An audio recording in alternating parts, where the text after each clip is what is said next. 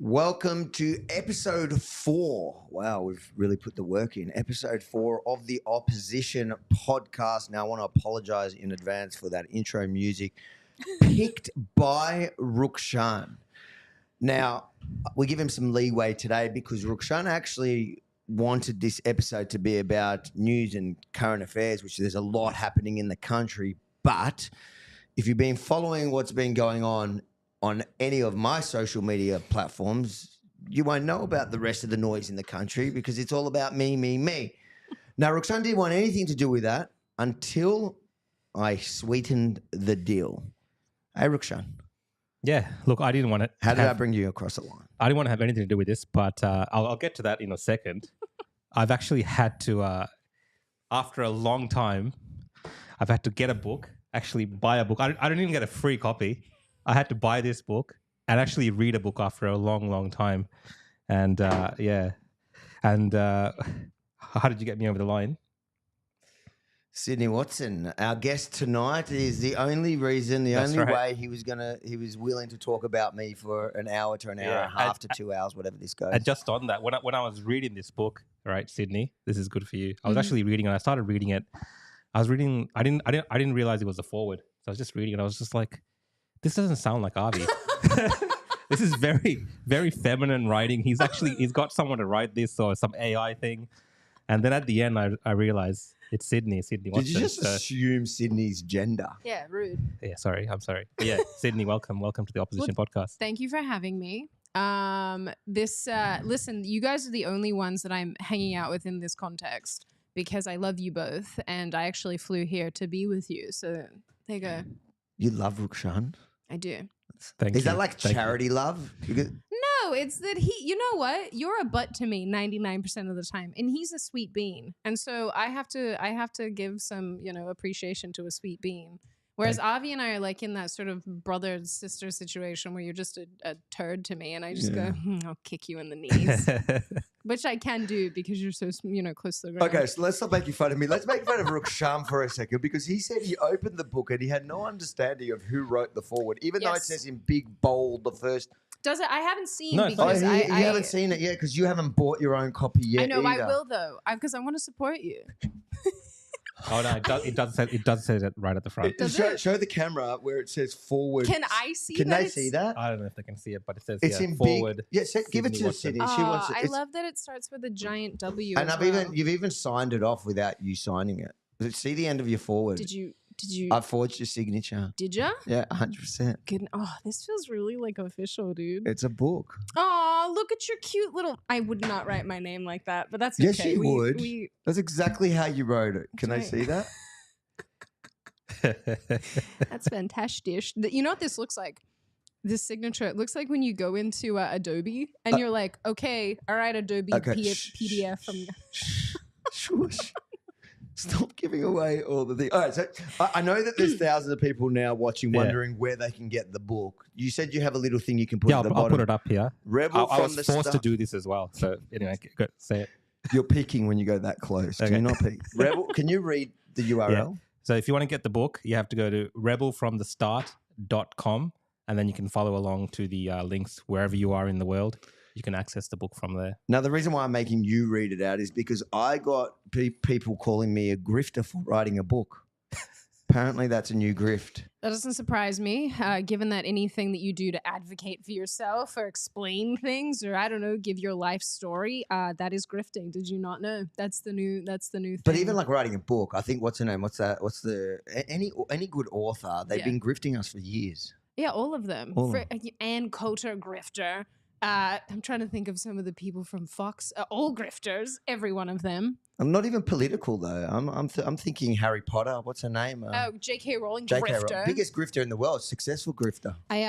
It's funny because when you reached out and said that you'd written this, and Rukshan, I don't know if you knew that Avi is apparently not the greatest writer in the world. I was really genuinely I loved reading this. I was actually I really enjoyed it.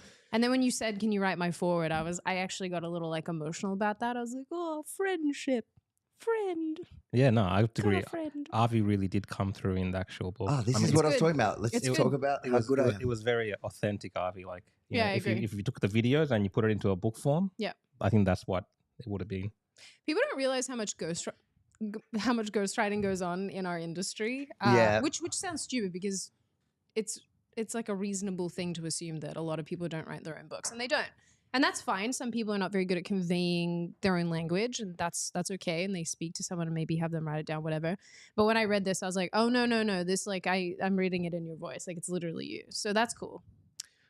Well, I appreciate all the love, but I want to know why she agreed to. Yeah. Why did you agree to write it? Oh, the foreword? Yeah. I think because, well, I didn't really get given much of a choice. Like, was I going to say no? What would have happened? I don't want to We think would not that. be friends right now. But I think it's largely because Avi was the first friend that I actually made in the political space, and you're actually one of the only friends that I still have in it. And so I was like, if this person is going to write a book about his life, I'm like so honored to be able to be the first little paragraph or a couple pages at the start. I don't know. I just thought like, why not? You're one of my closest mates and one of my oldest mates now. And I don't know, it's just touching. Really honored to be able to do it. Of course I was going to say yes. Kidding me? It's very, very cute and emotional right now. Are you going to ask me why I asked her? No, I was just going to make a comment to people watching at home. If you want to raise a question with us, just put Q at the start so I can quickly look it up. Keep making your comments, but yeah, put Q at the start, and then that way I can track it down later on. But yeah, why did you ask Sydney Watson to write your foreword and not me? I needed someone that can speak English. That is true. That didn't arrive here on a boat. Fair call. The funny thing is, out of the three of us, Sydney's the one with the foreigner accent. I know. What the heck? But really, why did I ask you? Because, you know, like we met, what year was it already now? Is it 2018. 2018? 5 years And ago. a lot has happened in that time. Yes. And it's funny because a lot of the crazy stuff that happened in my personal life that was thrown at me and continue until now, I haven't really been able to speak about. But you were kind of there. You saw before. You were there when it happened, and Yep. and you were, you know, in the back end at least. We were talking about it. You had my, you know, and it kind of it's funny because we were talking about this the other night. Do you remember in 2018 when you organised a rally? Mm-hmm. Yes. What was it called? The March for Men. March for Men. Yes. And you asked me because at the time I'd been running. You've done so many, all these For the Australian protests. Liberty Alliance, heaps of them. first for Israel. Mhm. Basically, I was the only like right winger running rallies. Yeah.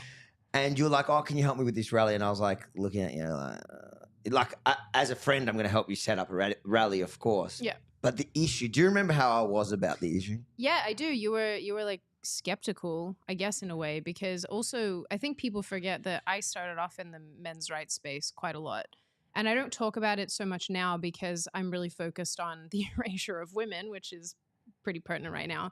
So at the time when all these things were popping off, you were never sort of super invested in the same way that I was. Not to say you didn't care. You just were kind of like, I didn't know this was a thing. But I think to a point, like there was a certain degree where I thought, you know, where there's smoke, there's fire. Yeah, so you're exactly. probably, you know, the whole men's rights thing. Oh, if you've got, you know, this order or that order, or they're taking your kid, like there's probably a reason. a good reason. Yeah. And so you probably are an abusive man or whatever. Mhm. And I remember seeing like you announced it on like a Wednesday, and I'd been involved in so many conservative protests before, but I couldn't believe that you announced it on like a Wednesday, and by Saturday or whatever, I think it was a Saturday that you held the rally on. It was one of the biggest conservative rallies It was big. I'd ever seen. Yep. And I was like, holy crap. Like I still, it didn't convince me on the issue until I personally went through it. Yeah. Then you're like, that's why there were so many people there. Yeah. But that's why people care. That's why men feel so like marginalized by a lot of these issues. Yeah. And then it happened to me. and Yep. you were there. I remember. I remember telling you because I think one of the things is that, and it's funny that you say this because in reverse, I've had experiences now that I totally get where some of these like feminist types are coming from. And people act like that's that's like a problem because you have some sort of comprehension of how the other side feels about a problem and an issue because you've experienced it. So it's funny how you came to that realization, and I did too for a number of different reasons. But like when I was organizing these things and seeing these people and talking to them, and you talked to them too, you heard their stories. And behind the scenes, I was like, Avi, things pop off with your relationships if you do not fortify your situation. And unfortunately, a lot of that has to happen legally. And a lot of these things have to happen in such a way that both parties agree or whatever the case is. And I was like, just be mindful of what can happen when people don't react perhaps how they should to a situation. And you were like, no. I was so naive. I was so naive. You know, everybody for many years told me like different things that I should have probably listened to, paid attention to. But I just never thought. I never thought unless you were actually, and that comes back to what I was just saying. Like unless you actually are an abusive, bad man. Yeah. I never thought. Well, you're never going to get caught up into something like that, but you do, and it's like a formula. It literally is a formula. And I know we're jumping in because it's funny. I've got like a weight off my chest. Yeah. My book is literally my life. You know a chunk of it. Yeah. Yeah. You know from that point, I guess, from that, especially that era that everybody's kind of interested in. And the funny thing is, it's such a era. Yeah. But it's such a small part. Well, a lot of my book's pretty bad, but I mean the bad part, the part that has been weaponized by my detractors over the last 4 years, that's only a tiny part of my life and a tiny part of the book. Yeah. So before we get into all that, because I'm sure a lot of the viewers, everyone's like, oh, they want to hear about that. But besides for that, you read the book. Rukshan, you've also read the book. Yeah. I read it in one go. In one session, yeah. Look, a grade 3-year-old wrote it.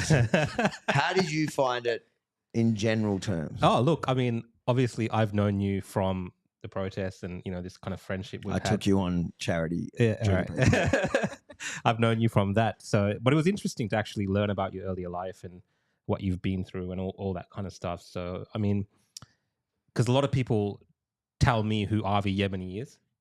Yeah. And I know you personally. They tell me who Avi Yemini is so too. There is a lot of that, right? Everyone tells us who Avi Yemini is. And I get a lot of people like, oh, Rukshan, don't hang around that Avi Yemini. Yeah. And after I read the book, I'm like, oh, maybe they were right. Maybe I shouldn't hang around. Why do they tell you not to hang around him? Because he might give you cuddles. You might want to. I get all sorts of reasons. Yeah, but yeah. I tried in the book to target, so to tell my story from literally the day I was born till essentially now, and while going through it, put into context those things that people say about me. So give the context as to why. So, a good example, I think the biggest ones I get is the woman basher, which we'll get into that in a minute. But the woman basher, the Nazi Jew, the world's proudest Jewish Nazi, and that I'm racist, bigot, Islamophobe, or whatever it was, right? And so through it, I tell the stories as to how they ended up there, because some people came there, get to that position probably from a like not a bad place. They're not bad faith actors. They've been fed this one snippet of a video, or they've been told a part of a story that I have never been able to answer until now. And so obviously, if you hear that story, like if I heard that Rukshan had beat up a woman, I probably wouldn't want to be friends with him if I thought it was true, like if it was true. And so people hear that one little story. They hear that you called yourself a Jewish Nazi, and they see a little snippet that's been cut. So I tried to tell the whole story, my actual life story, and then answer those things, which I think is were the other one, or that I killed babies or something. I'm a Zionist that killed children. when you were in the IDF. Yeah. So some of them are a bit more ridiculous than others, but I think I hit everything that people Yeah, I think probably maybe too much detail sometimes as well. Oh, you reckon? Do you reckon I went too far? Yeah, I won't go into it. You can read it for yourself, but maybe there's a bit too much detail there. Like graphic, or do you think I? Oh, okay. I didn't find that. Nah. He's rolling me up. He wants to make me self-conscious. I was really I was self-conscious Personal. when I gave it to you, because I think you're one of the first people I got to read it before I showed anyone else. And like, because Rhonda read it, and she read. So for those that don't know, Rhonda's my wife. Everyone here knows, but for those of you at home, yeah, there's actually a woman that loves me, and she's probably the reason. But anyway, Enough to marry you. but she didn't read the last chapter. She read like up until like the 18th chapter or whatever as I was going, and she loved it. But I thought she loves it because Because it's you. Let's be honest, yeah, like she's weird enough to love me. Although in her defense, she said this to me in the car today. She goes, but sometimes I watch your videos and I tell you that's stupid, that's bad. So she's like a harsh critic. She's not like just going to tell me, which is a good point I didn't think of. But I just thought, I need somebody who can read it and be really like, tell me straight. And then you read it in its whole. And Rhonda wanted me to make sure that everyone knows that she didn't read the last 2 chapters, which is like the chapters that are nice to her. Nice ones, yeah. No, that she didn't read that before she liked it. She liked it before, which is true. She just wanted me to make that clear to everyone, so you don't think that that I bought her favor in liking the book. You write like 2 nice chapters, and you're like, now do you like it? She didn't actually read that till the end, but then I gave it to you, and then the harshest critic, like straight after you, was I gave it to my dad. Oh crap! Oh, he's brutal. You met my dad. Yeah, I did. He's a trip, man. He's fun. But he's brutal. He's fun. It's weird because dad in the book is so different to dad in real life. Oh, but dad when I was a kid is very different to dad now. Well, yeah, no, you were so. Avi came out for my birthday, which was not too long ago, and what you were saying about him at dinner was kind of funny because I got chatting to him when I flew out for your wedding, which was last year. And dude, he is a trip because, I mean, I'm pretty like anti-organized religion. And talking to a man who used to be extremely pro-organized religion and is now has his own views about it, I was like, damn. It's interesting. He's a trip. He's a wild. My dad doesn't do things in halves. I talk about it in the book. So he's either, when he was for it to an extreme, and when he's against it, he's against it, and he'll let everyone know. Yeah. So there was no need to be mean though when you sent it to me because I thought I mean I would never actually no you're right I probably would have cut you off at the knees if I thought it was crap, but I didn't. No, you were actually really like nice to me, and then I kind of didn't believe but then everyone I gave it to and now I'm happy for everyone to read it because I've read it a few times myself. It's literally the only book I've ever read. That's what I told my wife. I said, if you want me to read books, just write them about me. Yeah, Avi. That was a joke. But no, now I'm really. I think it's more of an attention span issue, dude. Let's be real. Could you sit down and read a book that wasn't about you that you didn't already have pre-existing knowledge of? Probably not. I don't know how to take that. Can Avi pay attention for long enough to read a novel? You know, probably not. So, have you got comments there? Yeah, I might jump to some comments. Jump to some comments because I feel like they might go in the direction. I've had a few questions about your coat, Sydney. Oh. Do these people know that this is a session about me? I told you. I was like, should I take it off? Is it going to be a problem? Is it animal? No, it's not. It's faux because I couldn't. Really? I love baby Are you animals. a vegetarian? No, I think the practice of like stealing an animal's like skin, which is messed up because I love leather, is a bit. I'm a bit confused. We call this. I just bought it actually recently while I've been visiting. But you don't like wearing animals, but you wear leather. I know, which I'm trying to stop doing. Oh, you're trying to stop it? Yes. And Tim's written here, Sydney Watson is back. Brave girl coming back to this hellhole. Why are you back? Well, if you can share with us. For my 30th, because I didn't want to spend it by myself, so I thought I would spend 30. it. How cute is that? Yeah, it's really depressing. How old are you, Rukshan? I am recently turned 38. She's 38. Look, you should be happy. You could end up his age. I will be his age one in day. many It years. freaks me out to think about. Oh it. wait, I'm turning 38 this I'll year. jump to another comment. We got here. Dan Andrews wants a signed copy of the book. Are you actually going to send it to some politicians, your book? Not to Dan. Not to Dan. Dude, I didn't let you have a free copy. What makes you think the only politician that's getting a free copy is Jacinda Ardern, because so I don't know. You know, I'm aware of all the. we're yeah. launching in New Zealand because they banned me when I went with Rukshan. Me and Rukshan rocked up to Melbourne Airport, and my passport was flagged, and I was.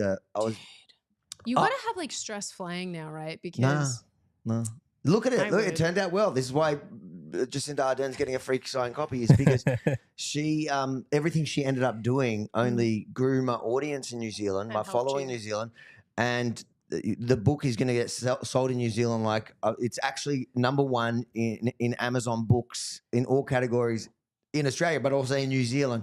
So thank you, Jacinda Ardern. So she earned it. You didn't earn one. That's why you didn't get a free you should one. send it to Vic Paul. I feel like they've earned it, or at least a They They commission. get a kind few. of- They get a you- few mentions. Oh, Yeah. you get it. You're kind of right. I might send Vic Paul one. I think someone at Vic Paul deserves one. Yeah. Just by the way, just so that we're clear about the jumper, the whatever this is. Yeah. It's my furry plum.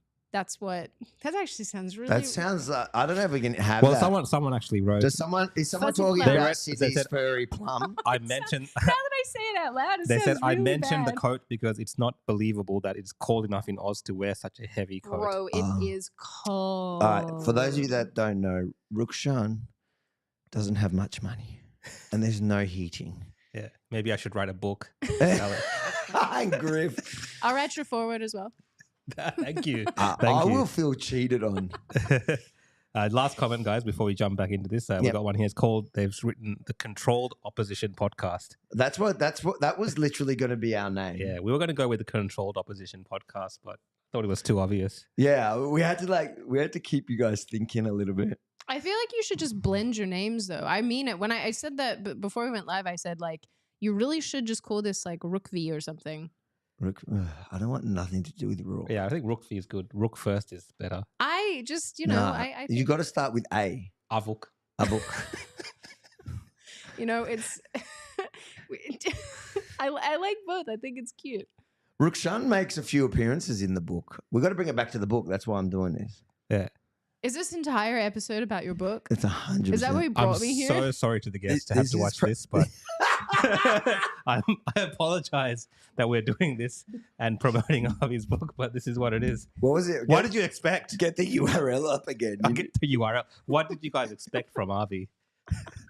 We weren't here at the end of this book for a long time. My wife actually said, Rhonda said, she's given me a month to be able to talk about the book. And then you're done. And then if I mention You're the book, cut I have off. to sleep in the garage. She's a smart woman. She knows what she wants. I asked her. And If she knows what she does. I asked her if we could put a bookshelf in the garage. Dude, it's next level with you. You probably buy a bunch of your own copies and just like Listen, fill your own that- house. Okay. Let's talk about. I'll buy my own code. Let's talk about, because I was going to say yes. I feel like I should, just so I can get the reviews up. But let's. Did you see some of the reviews? I read them. Okay, so as soon as I saw that you'd gone live, because you lied to me and you actually went live on a different day to what I was told, which I All don't right. appreciate. It's like I'll this. bring up the reviews. Rukshan, she obviously doesn't follow our podcast. Dates and times are fluid with us. All right, we'll get I the read screen share up. one. And I told you about it. I'm pretty sure I told you, like, bro, have you read this stuff? Like, how have they had time to read this? They haven't read And that. they were, dude, they're so All right. funny. Yeah. I'm gonna get the first comment up here. Can I read the comments? Yeah, you read it. You read it. All right, this is from Kevin. Kevin. And 37 people found it helpful. I think I'm one of those people. All right, let me read it. Convicted domestic abuser tries to reframe his partner as the aggressor in terrible book. If you have too many brain cells or IQ points, this book will be a great way to remove them. Each book comes with a GoFundMe link. So there's like a few things there. That Okay, he's respond. I want to know the 37 people that found that helpful. So, I love that. all right, the elephant in the room. That's the one thing, and we kind of touched on it before, that everyone goes, it's the weaponization of the story with my ex-wife. Yeah. Now, I don't want to spoil the book, but on the record, because until now I wasn't able to talk about it. And you were there during that period when it all went down. And what I'll tell you the story. I think I can give away that part of the book because it's really nothing of the. It's like such a minor part of the book that I don't even like. It's just good to be able to talk about it finally after so many years of people calling. You know, when we go to protests and they're like, "He's a woman," but you know, every time we rock up there, they do that. I can't wait, guys. I can't wait till the next time you do that because I'm going to use that as my next sales pitch. As they're chanting there, I'm going to sell the book because till now I've literally not been able to talk about it. So this whole idea where they frame me as this woman basher is like just rubbish. It's false. Never, I won't look at you. I'm going to look at the camera. Never in my life have I ever hit a woman, let alone my ex-wife. I've never hit a woman. And I think that people that actually hit women are scum. And, you know, any real abuser is the worst person. Like, I just have no time for him. But, you know, the sad thing that this whole thing has done to me is that I think before I went through it, I did believe all women. Like, I naturally did believe all women because I think, who the hell would lie about something so horrible? Yep. And now when I hear a story, I question it. Yep. And that goes back to what we were talking about before. Now, what really happened from so in the book I explained that in Australian law, there's certain things you can and can't say even after the fact, right? But now I can talk about the general thing. When we were hanging out was when I got in between my divorce and Rhonda, wasn't it? Yeah, you met her while we were friends. While we were mates. Yeah, that was cute actually thinking back on that. The way that you were like, it's nothing, it's so casual. And I was like, it's not casual. And so at that time, I had my kids even used to come to your house. Yeah, I mean, when we were hanging out, the kids were always around. Well, not always, but a lot of the time. Because also they would sort of be in between when we'd be going to protests and doing all sorts of stuff. They're such cute little beans, by the way.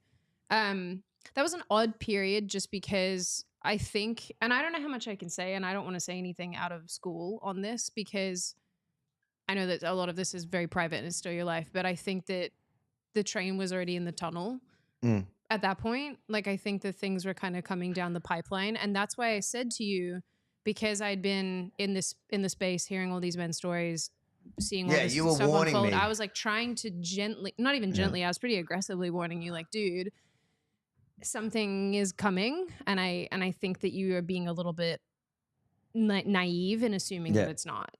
Well, it turned out I was, because as soon as I posted, so I'd been broken up for a year and a half or so. Yep. And I had my kids, I think it was 3 out of 7 days a week. Yep. And then when I posted a photo of my, like, oh, this is my new, my new lady, you know, and she had an emoji on her face because my trolls are assholes. So you don't want to expose her to that. And next thing I know, my kids are gone. I can't see my kids. I can't. And essentially, in short, I was given an option. And the option was, the thing is, anyone that's been through it actually will understand the formula, the process that's used. It's literally repeated by so many, like women. Yep. It's a formula that's used, and I was basically given an option: plead guilty to a crime I didn't commit for a summary offense. Yep. So it is the lowest form, cop a fine, and then get to see your kids. Yep. Or fight to clear your name for 2 years or a year and a half, 2 years or whatever. And to be honest, actually COVID hit not long after, so it may have been yeah, longer. God, I mean, think about how long that would have been. Because this happened at the end of what?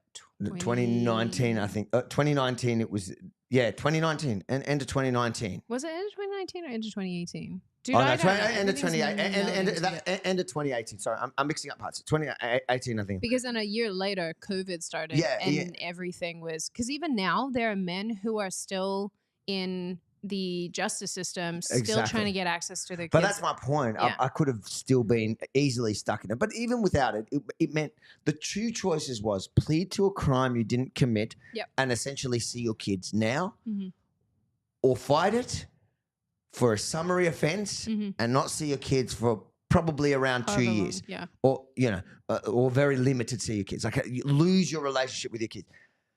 It is a no-brainer, and I think any good, decent parent, mother or father, if you would take the option of pride, protecting your name over your kids, like I just didn't.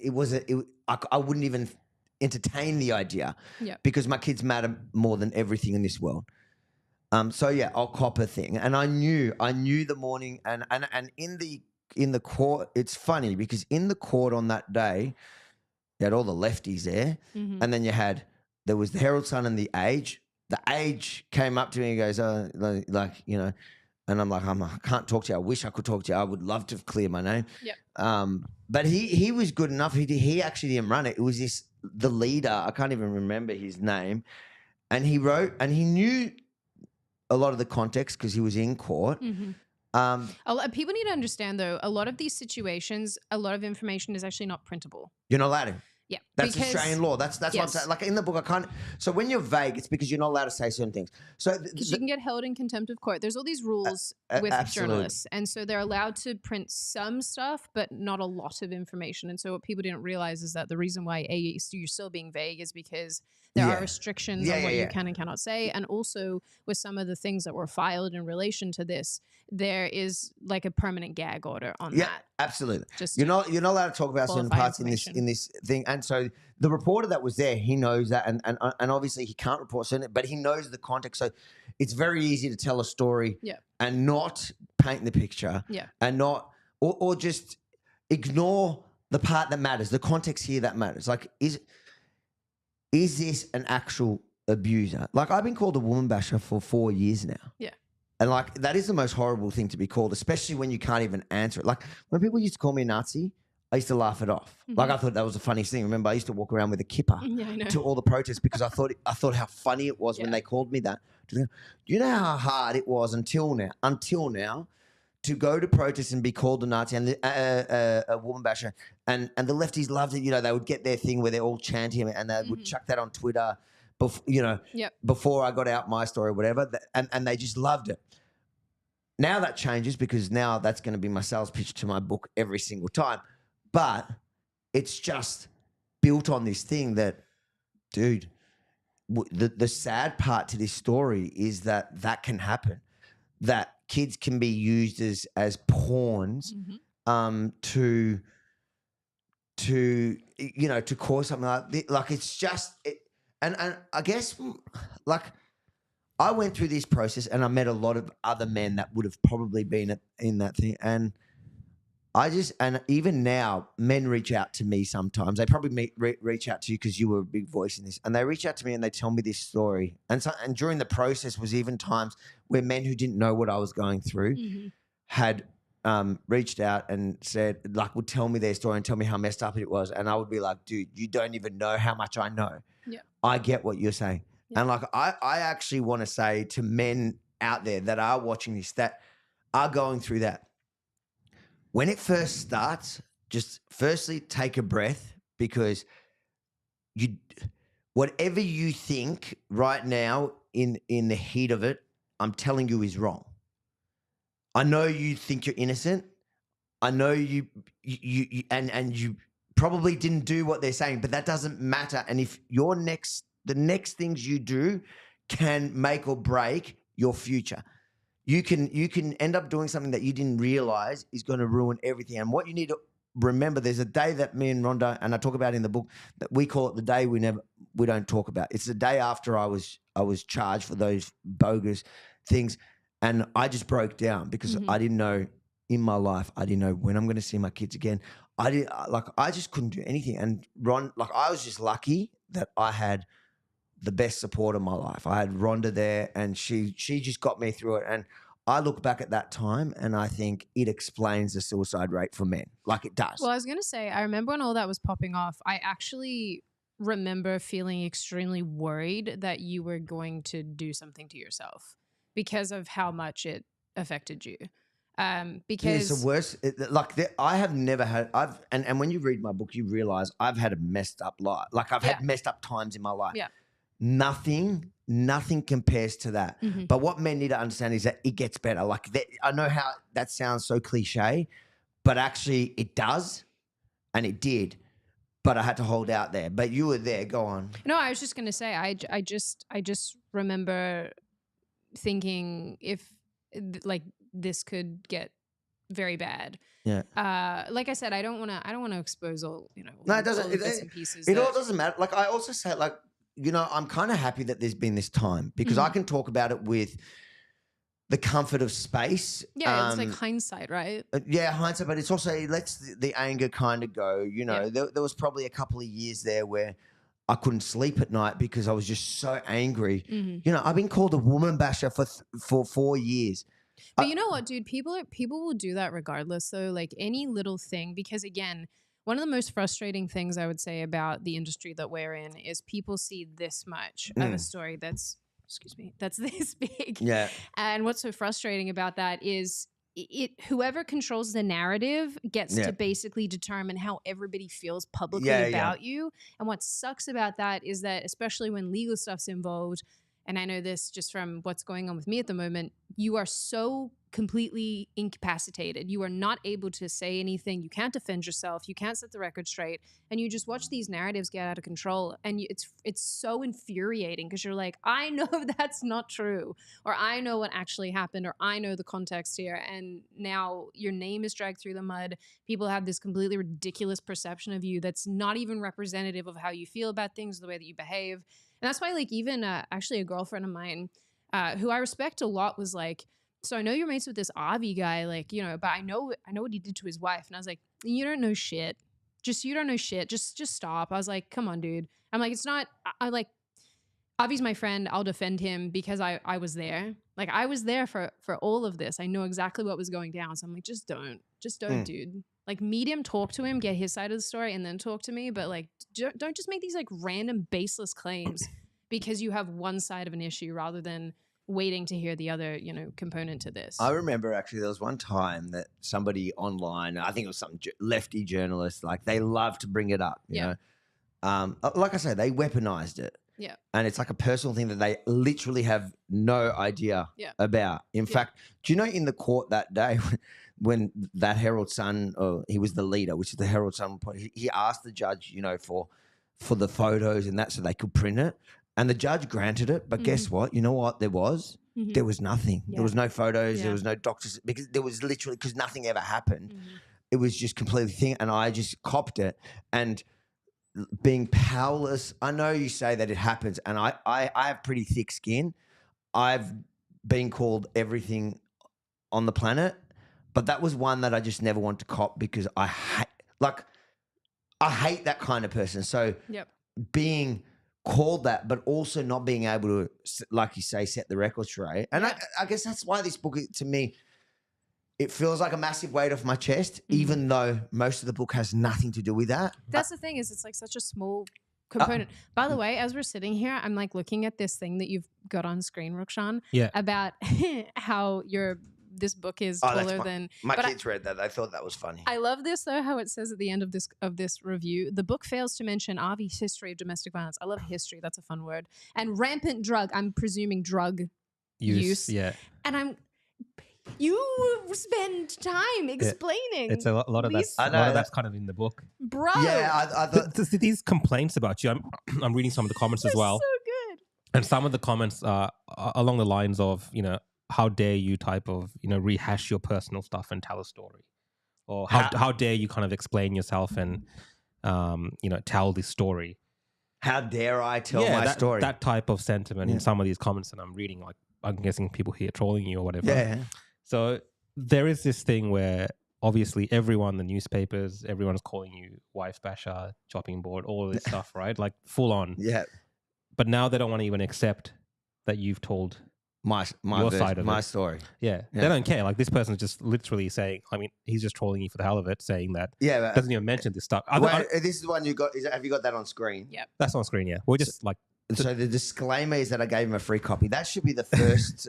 That should be the first indicator that's a complete lie. Because even Rukshan had to buy a copy. We don't even have free copies. I asked for a free copy. Yeah, he was like, but no my way. stepson read that because he read that to me, don't say his name, but he read that to me. He goes, the one time a book is taller than its author. And he cracked up. He goes, that's actually gold. That's so true. That was pretty good. That was pretty good. But the rest of it's just complete rubbish. Now, you know that they've not read it. Yeah, they haven't read it. Well, they haven't read it because everything he says in there, or it's crap. They say, why don't you talk about it, when I literally spend the whole book talking about it.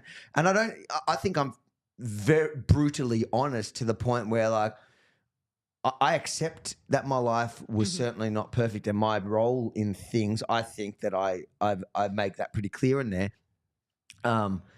And like I guess I don't know what you're asking regarding those comments, but if they want me to those kind of people just want me to sit down and shut up and just cop the label for the rest of my life and just shut up. It's not even you, though. There's this weird thing, right? I don't know if you guys have noticed this when you have a following and you have people that strongly dislike you. There's this really bizarre thing that they do where on one hand, people, and even sometimes fans and followers do this, and this is a little confusing. They say, tell us the story, give us the information. And you go, okay, I will. And then when you do it, they're like, no, don't expose that. Why are you telling us this? It's personal. But you asked me I don't get it. What do you want? I'm very conflicted about what I'm supposed to be doing, because if you don't give the information, you're a liar. You're somebody who didn't tell the truth. You twisted things. You weren't honest about what was transpiring, whatever. But if you do, then you're exposing too much and you're giving too much away, and you're giving people's information to the public. And it's like, you can't have it both ways. You got to pick a lane. Either we keep people's lives private and it's none of your goddamn business what they do, regardless of how bad or good it is. Or we are honest about some things that are going down. We try to give the full picture. Like, you can't have it both ways. Pick a lane. Yeah. You know what? Actually, thinking about what he was also saying is, like, to those people that are saying, why are you anything? I'd say, you haven't read the book. Read it. Yeah, exactly. I would say to anyone that's off this podcast is saying, why would you be talking about it? I'll go, look, I'm not articulating it as well as I feel like I did in the book, because in the book I sat down, thought about it, clear head every day. It took me almost a year. I'm a slow writer. This took you a year? Yeah. Oh my God. You're off. Your mic's down. Sorry, my mic's back. It's actually better with your mic off. I'm back. So one of the questions was, what was the motivation to write the book, Avi? And just on that, are you writing this book like to clear your name? Like, what's your? Well, the subtitle is to set the record straight, and I think that, you know, like we said, there's all these names that have been thrown at me. The worst one, the one that cuts deep, is the woman basher. Just for obvious reasons. The other ones, like I said previously, reasons why they don't affect me as much. But it's to set the record straight about who I am, because we've been told, I get told, my wife gets told who I am. Like, you get told who I am. So the motivation is, I want people to get an insight of who I am from me. The newspapers tell everyone who I am. Everybody's always talking about me. I want you to have a chance. If you want to, if you're not doing this in bad faith, I'm not saying blindly believe whatever I say. I'm saying you've read everything they've said about me for years. Now I'm going to tell you in one hit my story from the beginning, which you can get at, this is your cue to pull it up. Put the website. You can get the book at the Rebel from the Start. Rebel from the Start. There's no the. Did you put a the in the beginning? At Rebel from, yeah, get the book at Rebel from the Start. Yeah, there's a there in the middle. Is there a there? There's no rebel.com.au. Just .com. This is a problem with immigrants. Get the book at grifterfromthestart.com.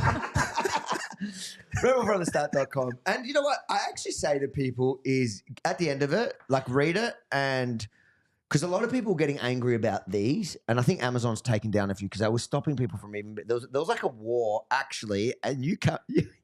This brings back a memory. There's a war on this Amazon reviews. Right? I want to look. I'm going to go to Amazon. Amazon was stopping reviews, and it was stuck at just haters. Now they've kind of deleted a bunch, but there was a war on the reviews, and I told people, my followers, I go, please don't react to the fake reviews with more fake reviews. read the book. I really just want genuine reviews, genuine feedback. Like if you think it's crap, if you think whatever, at the end of it, write it. But if you think it's good, and let people read a real review, because I think it comes across a lot more genuine than this. I don't know how many bad ones are left. I'll read this one. What did the poor trees do to deserve this? Aw. You'd think a cooker ought to know how to write a cookbook. What's a cooker? Cooker? Hold on. What's a cooker? A cooker. Yeah. So it's a derogatory term to like the conspiracy theorists is how it started.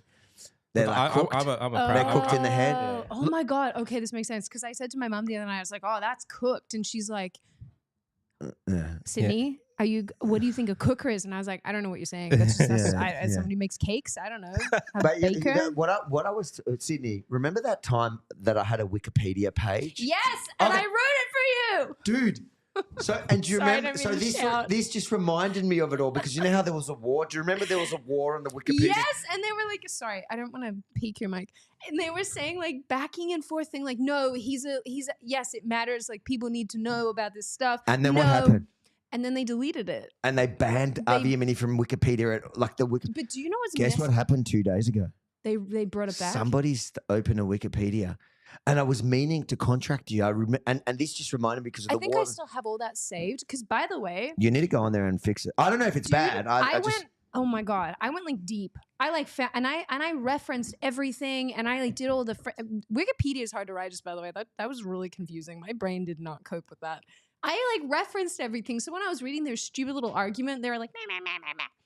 I'm like, I know this is rock solid. Like I tried really hard. I'll cut all of you. I didn't even write my own wiki page. I still don't have a wiki page, and I wrote yours. You wrote mine, and it got cancelled because of the war. I'm gonna go fix it. And now I'm not saying it's bad. I just noticed today there's a new Wikipedia. It's because you wrote a book. Because I wrote a book. Because now you're official. Do you know, Rukshan? Do you know now when I wake up and like I come see the kids and they're in the kitchen making breakfast? Do you know what I make them say? What? Good morning, esteemed author. Oh my God. Bestseller. The kids are like, they're so angry. When I saw that you had written a book, I was like, I can probably publish a book one day now. I think there's hope. After I saw I've really set the after I saw bars Avi low. publish a book, I'm just like, oh, everyone can publish a book in the future. Is that an insult? I wonder if this. That's almost as hurtful as woman fashion. Oh no! It's like legit. It's like normal. It's not bad. Is it? Avraham Shalom Yemini is an Australian right-wing political activist, commentator, and internet personality. He has worked for Rebel News since 2020 and is currently works as someone actually. It sounds like they wrote this that they don't hate you. All right, we're gonna track down this person. Oh my God! I've got one fan on Wikipedia. Dude, maybe it's from someone who read your book, because now there's information. They did the thing. Wow. Yeah, because I just saw that it was there, and it made me think of that time. I think I literally saw it an hour ago, and I'm like, oh my God, because Wikipedia, like, you could not have Avi Yemini because it created like the Middle East conflict on Wikipedia. It was hectic. Well, okay, so this guy says, why do the trees deserve this? All right, so the cooker, yep, all right. But no, zero recipe. I actually, did I not have a recipe in there? I didn't. I kind of wish you'd included one now. Yeah. Rhonda could have. She's the Dude, it's so weird because, again, like even just briefly looking at my Amazon to look at the mean reviews, it's so clear that they've not read it because they'll say like, you didn't include this, this, and this. And it's like, he literally the did. whole book's like the parts that they say, like the drug use. Like I think that's maybe what Rukshan's saying. I went too far because I literally described it to. Yes, you did. Like, do you know after writing that, like anyone that's who was a drug addict, young, like it was kind of difficult because at the end, like you're still an addict. Yeah. Like an addict is always an addict, and you kind of when I wrote that. You have to kind of live it and remember it. Yeah. And it was quite intense. As in, you know. So I really went into the drug use. So I just find it funny. And it's obvious they didn't write it because these guys, they didn't read it because they wrote the reviews the day literally as I posted. So they couldn't have got, I ordered it before I showed everyone. So I got the first one. I always find, okay, maybe this is just like a Sid opinion. I've always really found it incredibly irritating when people go and negatively review, both on the left and right, when they go and negatively review like restaurants or businesses or whatever. Like, you don't have to agree with the politics of whatever institution. Just don't do this. Like, it's just so not helpful. So like, this is unhelpful. Like, they don't have to like you. They can hate your guts and actually think that you're a POS and like want to kick you in the shin. That's fine. But why are you leaving a review for a book you've not even read? What if it was the greatest book in history and they hate your politics? It's so stupid to me. Like, and that's the thing. Like, I think my haters, besides the fact that I get Share paid like for a brain cell. but I think my Hive haters mind. should be the ones to read it. Although, like, all these guys commenting that hate me that much that they feel like they have to review it. I bet you they all bought copies. They 100% did. Like, they want to read it. They like hate read. This one's dumb from Lucy. Could be better. It's not bad for a pop-up coloring book. Lucy, sit down, please. Like, seriously, my 2-year-old enjoyed it. Lady, I didn't even know you could string words into sentences. I'm impressed you could write a comment as Stop it is. neglecting your 2-year-old to write harsh Exactly. That's true. 1-star reviews on Amazon. And what time was it done? Does it give us a time? That must have been done while your kid was hungry and crying. Yeah. The child's in the corner screaming while you write angry Amazon reviews. Christ. One person found it helpful though, so that is a benefit. Good job, Lucy. Nice one. I think that was me again. Did you really just go through and like them all? I should do that now. But I had to tell my followers because I was getting heaps of messages at Amazon, like a screenshot. You actually sent me one too. Yeah. And they're like, I tried to review it. And they And they stopped all reviews. And I said, just wait, order it, read it, and then give a proper review. Because one, you'll be a verified reviewer. And secondly, it'll read genuine. Like, I want to hear I actually do want real feedback. And if somebody actually found it bad, a bad read or whatever, like, I'm happy to read that review and take it on. Like, I'm actually one of the only people I know that in this industry that is really happy to take on real criticism because that's how I grow. Yep. And you've always been one to give it to me. That's true. That's true. Honestly, one of the things I actually regret most, funnily enough, about in the time that we've been friends, I don't regret a lot. One of the things I regret most is after we had an event, like a pub night, and you were just being a turd. You were just kicking off about like old people. And I was like, so drunk. And I was like, you should apologize. Like, I think you offended people. And I regret that so much. Because you know what? If people were offended by what you said, that's a them problem. Because I remember not what a you problem. I remember what it was. It was. Like that. I just feel gross for doing that to you, and it's like embarrassing thinking back on it. Because now I'd be like, apologies are for boring people who have faces. Look, I think if you actually do something wrong, then apologize. Like, sure, or own it if you do something crappy, which we all do. Sometimes it's like, but that was like banter. That was me. Like, I know we had beers, and I was making fun because we had an age limit. I know, and I was bantering, like making fun of old people, like we didn't want old people. I know. Now the sad thing is, I'm one of the old people we would have banned from it. So it's coming back to bite me. You're not. Oh my God, that's so true. Because I think the cutoff was like 35. I think it was 35, and I was like 34. I think I did it right at my cutoff. This is why everything's so grim as you age, dude. Like, I nearly had a meltdown the other night on my birthday because I was like, I'm not ready. You're 30, Sydney. Sit down. You know what? People have been sit down. People have been aging me on the internet for like the last 5 years. What is aging you? They'll say like, and all these websites say my birthday's the wrong date. Like all of it's Dude, all wrong. These websites say I'm a millionaire, and Rhonda's been looking for the money. I love that when you look at your earnings and you're like, holy crap, I made $500,000. That's crazy. I got so excited. Where is that? I got so excited, and I tried to buy something, and they said, well, we need proof of income. I said, look at this website. Yeah. Give me the Rolls Royce. I tried to give it to a lot of the comments here saying, Sydney, that you're a millionaire. Is that true? Apparently. I would like to see this. I would like to see this income. Highly paid. Dude. That's why she's on controlled opposition. This is why when it's funny because like on, Subscribestar, when Patreon was a thing and all that, and people are like, I'm not going to give you money because man. And it's like, You literally probably earn more than me. Like, on a serious note, like the majority of people I would say do, because this is a thankless, loveless industry. It's just one where Yeah. it's like YouTube will just cut all your funding and you're like, Oh. cool. Do you know what? Great. It's the thing I learned, because I cop it a lot, and I've got no worries About money? about like crowdfunding, because our whole Oh, business yeah. model is crowdfunding. Yeah. And I've got no shame. I've got no problem doing it because I believe in what we do, and I think actually we're worth it. Like, I get paid way less than people who do, who I believe have far less value to society. You like sit in studios. And, yeah. But no, I'm saying like some of the people complaining. Yeah. They probably earn more than me, and they do hardly anything in life to change the change the world. Yeah. But anyways, even if it wasn't, like, I just think if your audience is, if they feel like they're getting something valuable out of it, and they're willing to either fund you or fund whatever things your projects you're running, then why are you so dirty about it? Like, why are you so butthurt? There's so many of them that are butthurt about the fact that we crowdfund. Like, like our whole business model is literally Rebels is crowdfunding. Mm-hmm. We're viewer funded. We make nothing on ads. We make it's viewer funded.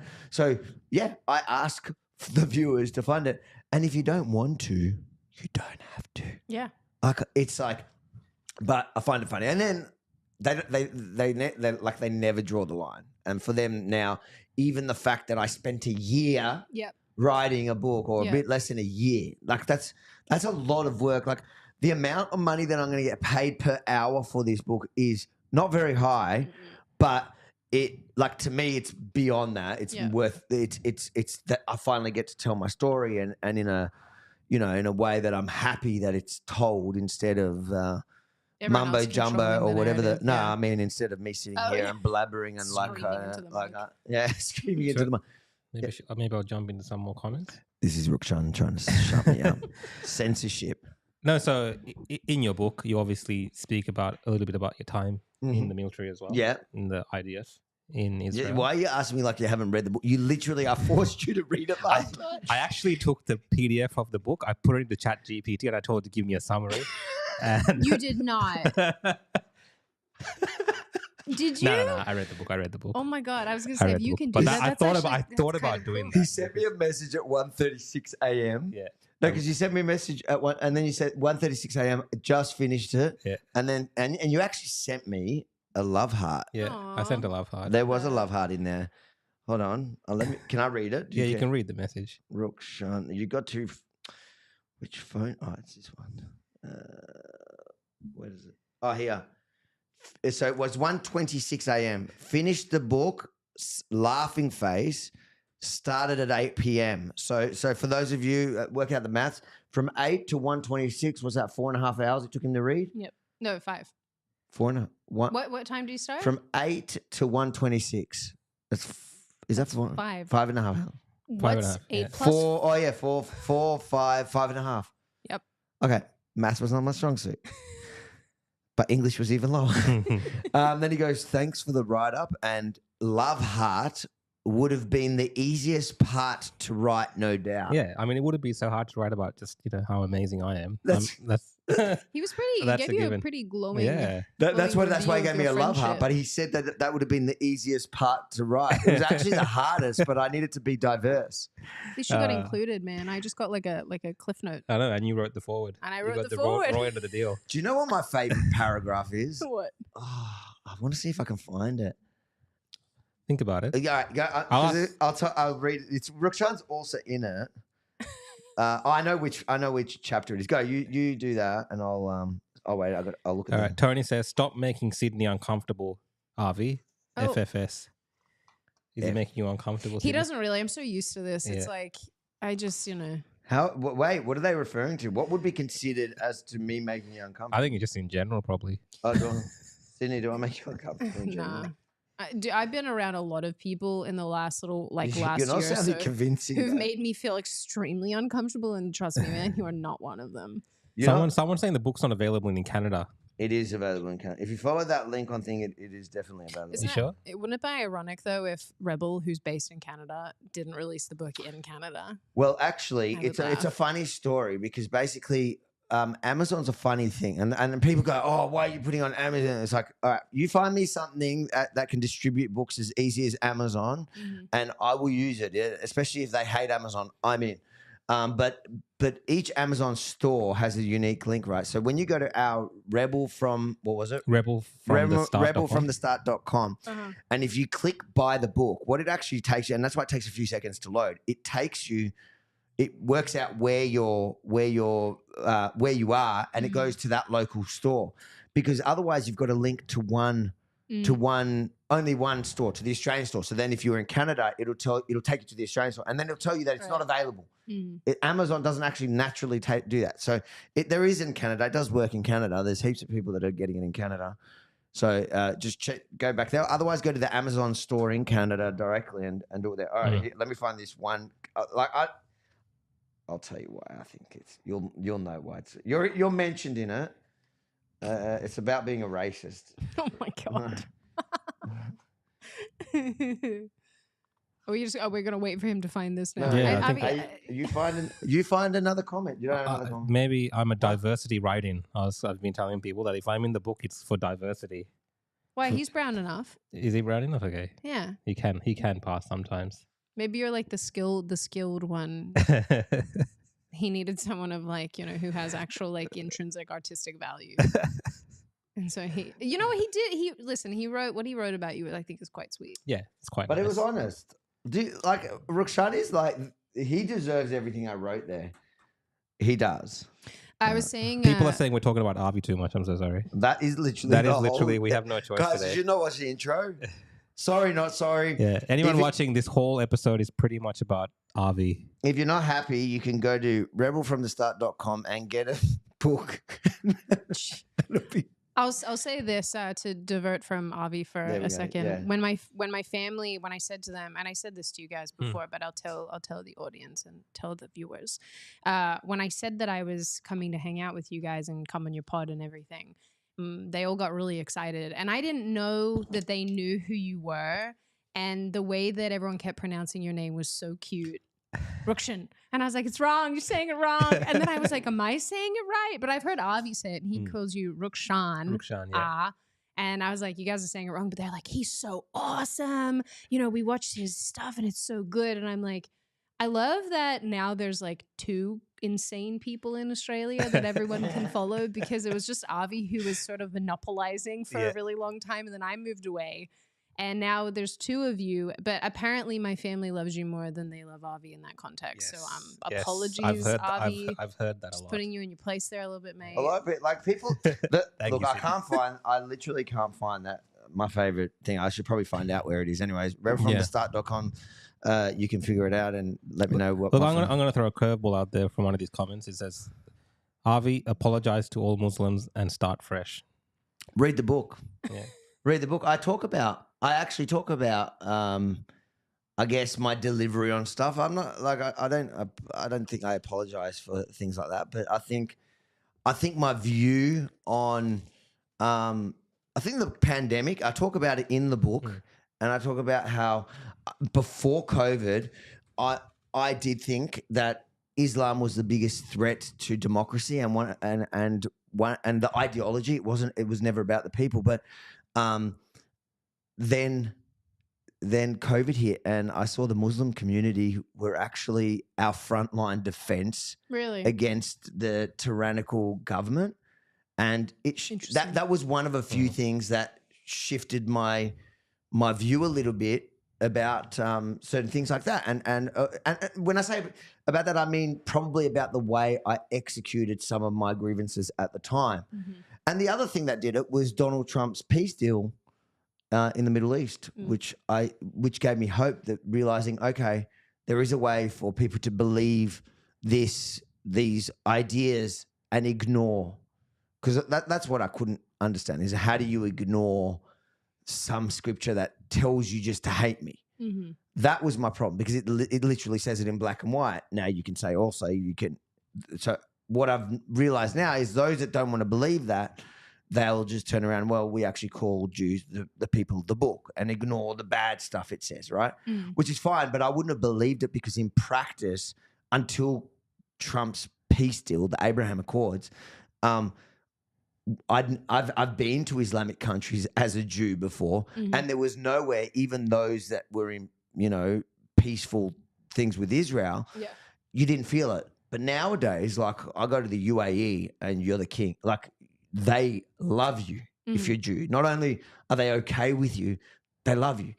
And that was eye-opening. So those two things changed it. Now, I don't need to be sorry to them. I'm probably sorry for myself but it was a learning thing for me. And I literally talk about it in the book. So I would encourage, what's their name? Read the book and see how I talk about it. I think the Islam thing's challenging though, because I think I don't think you're wrong. I don't think anyone's wrong to suggest that Islam in and of itself is a pretty corrosive religion. And I believe that.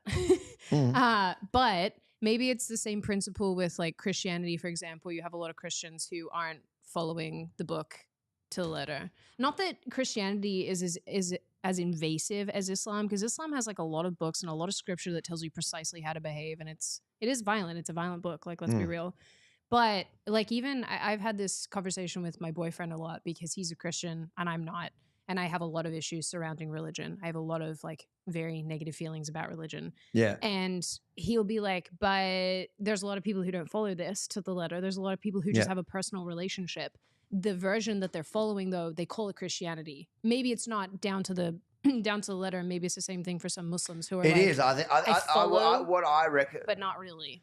Well, what I've learned is that I think now, looking at it, is that the majority don't practice it to the letter. I mean, that's the thing is like how many, they call them extremists, right? In any religion or radicals. How many radicals are in each religious group? And I would be interested to know that because like I would determine maybe it's the evangelicals who follow Christianity down to the wire. Yeah.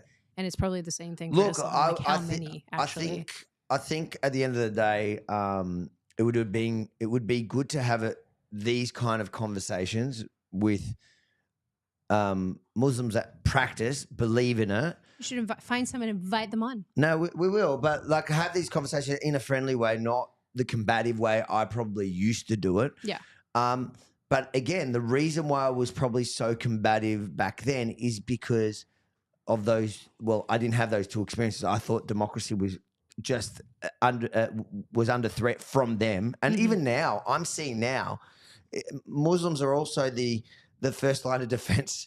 Muslims and Christians, the first line of defense against some of the craziness we're seeing in this drag stuff, and like with it. So Canada wasn't that? I literally come from a different position now, but at the same time, if you're open to talk about these things, come and sit here and let's talk about some of those scary things that, and it's fine if you can tell me that you're going to ignore that. That's fine.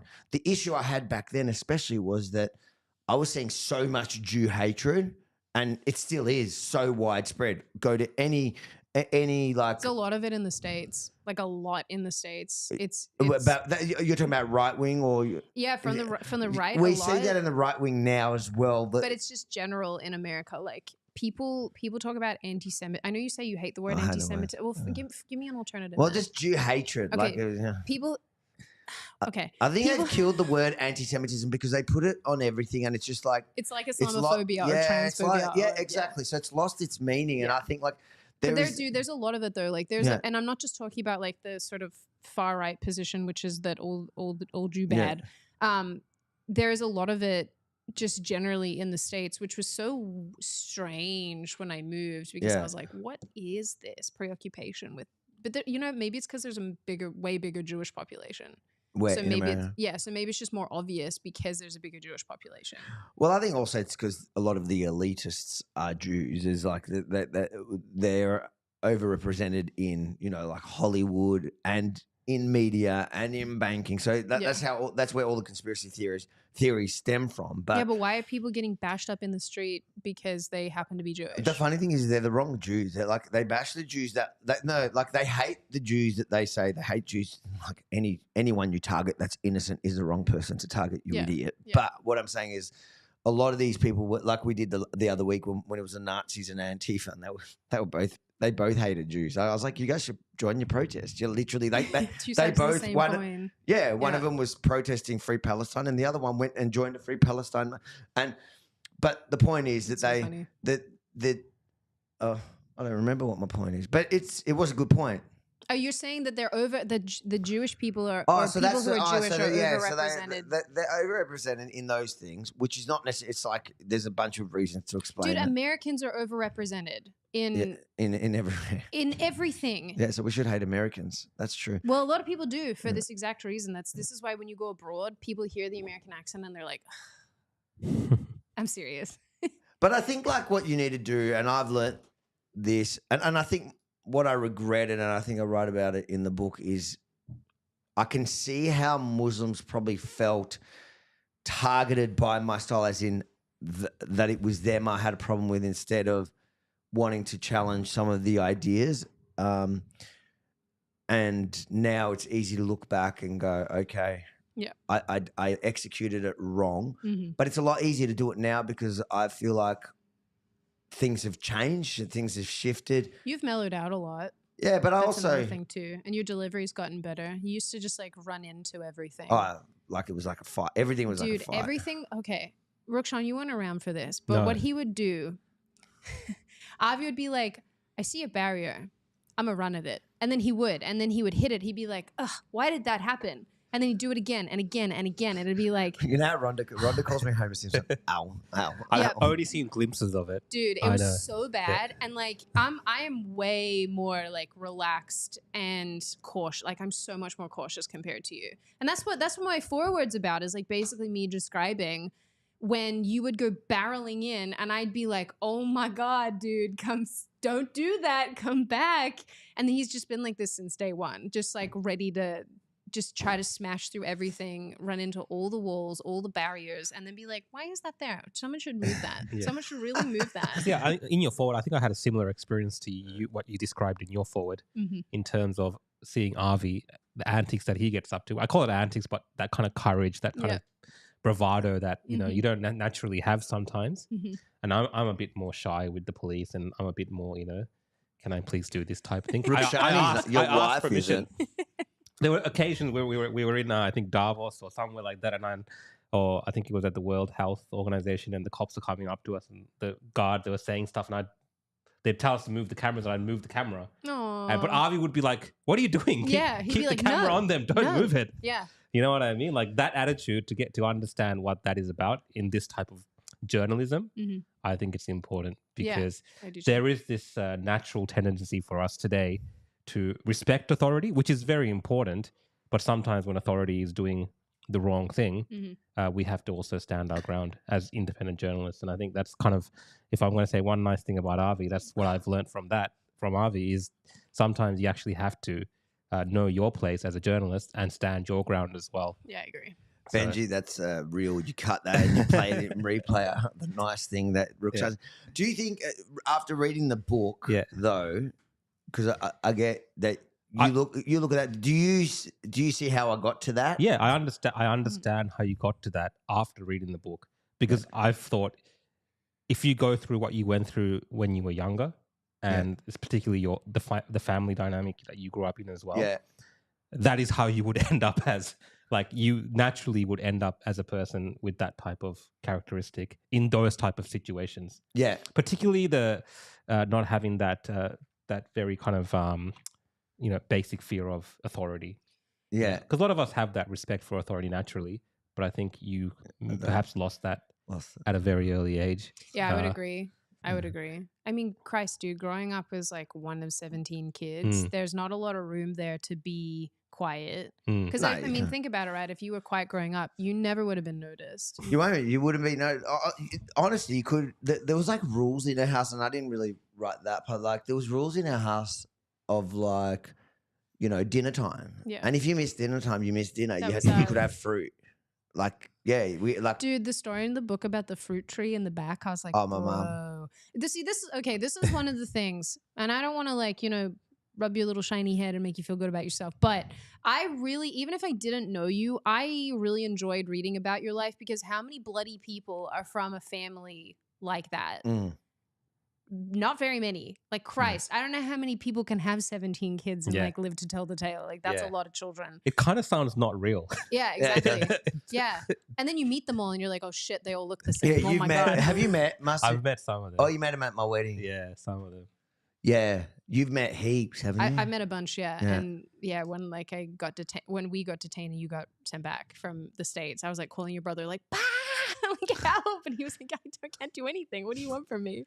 No, but this is the stuff though that it's my takeaway from all this is that the book is endearing. It makes you endearing, even though a lot of it is kind of brutal and some of the stuff in there is like, damn. But do you think it's honest or yes, and I think that again. And I put this in my foreword when I was reading it. It didn't strike me as, oh, I just want to make money, or, oh, I just want people to like me, or, oh, I just, I want to do something political with this. It was like, yep, I have done some stuff. I have had a very strange life, and I'm just going to tell you all about it. And if you like it, you like it. And if you don't, you don't. And so be it. And I'm actually happy that that's how you take, because that's how I wrote it. That's how it came off to me. Is that how you? I think I took said it? that in my notes. Yeah, too. that's how I took it. Yeah. I mean, it was like chaotically RV. It really was. The book. Yeah. Oh, like what do you mean? Like, it was just chaotic. It was even the way it was written, like even the structure is chaotic. Because like, it was chaotic. Yeah, it got more and more chaotic. Yeah, I know. But is that a bad thing? No, you were trying to say chronological, but it like I guess just that. got. But even then, sometimes it like wasn't, and I was like, okay, it's easy because to I had follow. a thought in middle, because like I'll be like, because it would like, and that's the thing. I read it back, and then I would go, oh crap, you know, like the whole fact that I missed the whole Jim Jeffries story. I know. You reminded me, like, where's Jim Jeffries? I'm like, crap. But even now, like as I'm talking to you about my life, I'm like, I forgot that little thing that, when we were kids, it was like you had dinner at dinner time, and if you missed dinner, like because for my parents it was just impossible. You can't. If anyone that has kids, I'm the only one here in the room that has kids, but Give like me a few years. Yeah, when you turn 30. But anyone that has kids, if you don't have that structure, like kids will come all day and all night and eat. They're always hungry. Yeah. So when you have 17, you've got to make like, these are the rules, these are the times. What was dinner like though? Because my mom's 1 of 9, and she said that every night they would all sit around the table, and my grandma's table in her house is freaking massive. Yeah. Like they used to extend it out, massive table for everybody. Yeah. Was it like that for? Did you all eat together? No. Like, So we had so we had there was a massive table because every weekend is the Sabbath, so we also had guests, a lot of guests. So we would typically, I think, on average, including kids, we probably had, 40 people at Friday night and Saturday. So dinner and lunch for the Sabbath, and then all Jewish holidays, something similar, right? I'm presuming all the girls did the cooking. Yeah, mum and the girls helped. Yeah. Yeah. Because and then we all had dishes. Like we all had like chores. Like there was a chores list that would rotate every week. Oh, these are such funny things that I'm thinking about. But we also, like, our house. It was 5 kitchens because of the kosher thing. Yes, because you mentioned. I mentioned it, and then, but so 2 of the kitchens, the ones that we used for breakfast and dinner every day, had like a kind of a dormitory bench built into it where we would all sit lined up. And the thing would come up, the roller serving thing would come up, and like a canteen. Like a canteen. Dude, as you're talking, I remember the first and only time I've ever like really had a bunch of Jewish food was with you, and you took me to, I can't remember the place. It was like a Jewish bakery. And I said to you, I was like, are we going to get Jew bread? And you were like, yeah, we're going to get Jew bread. And that was the first and only time I've eaten it. And I can't remember the name. It was so good, man. I was like, this is great. Yeah, that's just what you reminded me of, talking of your canteen. All right, so you had your canteen. Yeah, and we would sit like on the table. You'd all sit like it's up against the wall, almost like a table built out of the wall. Yeah. And we all sat there, and that was dinner. And like so you did sit together.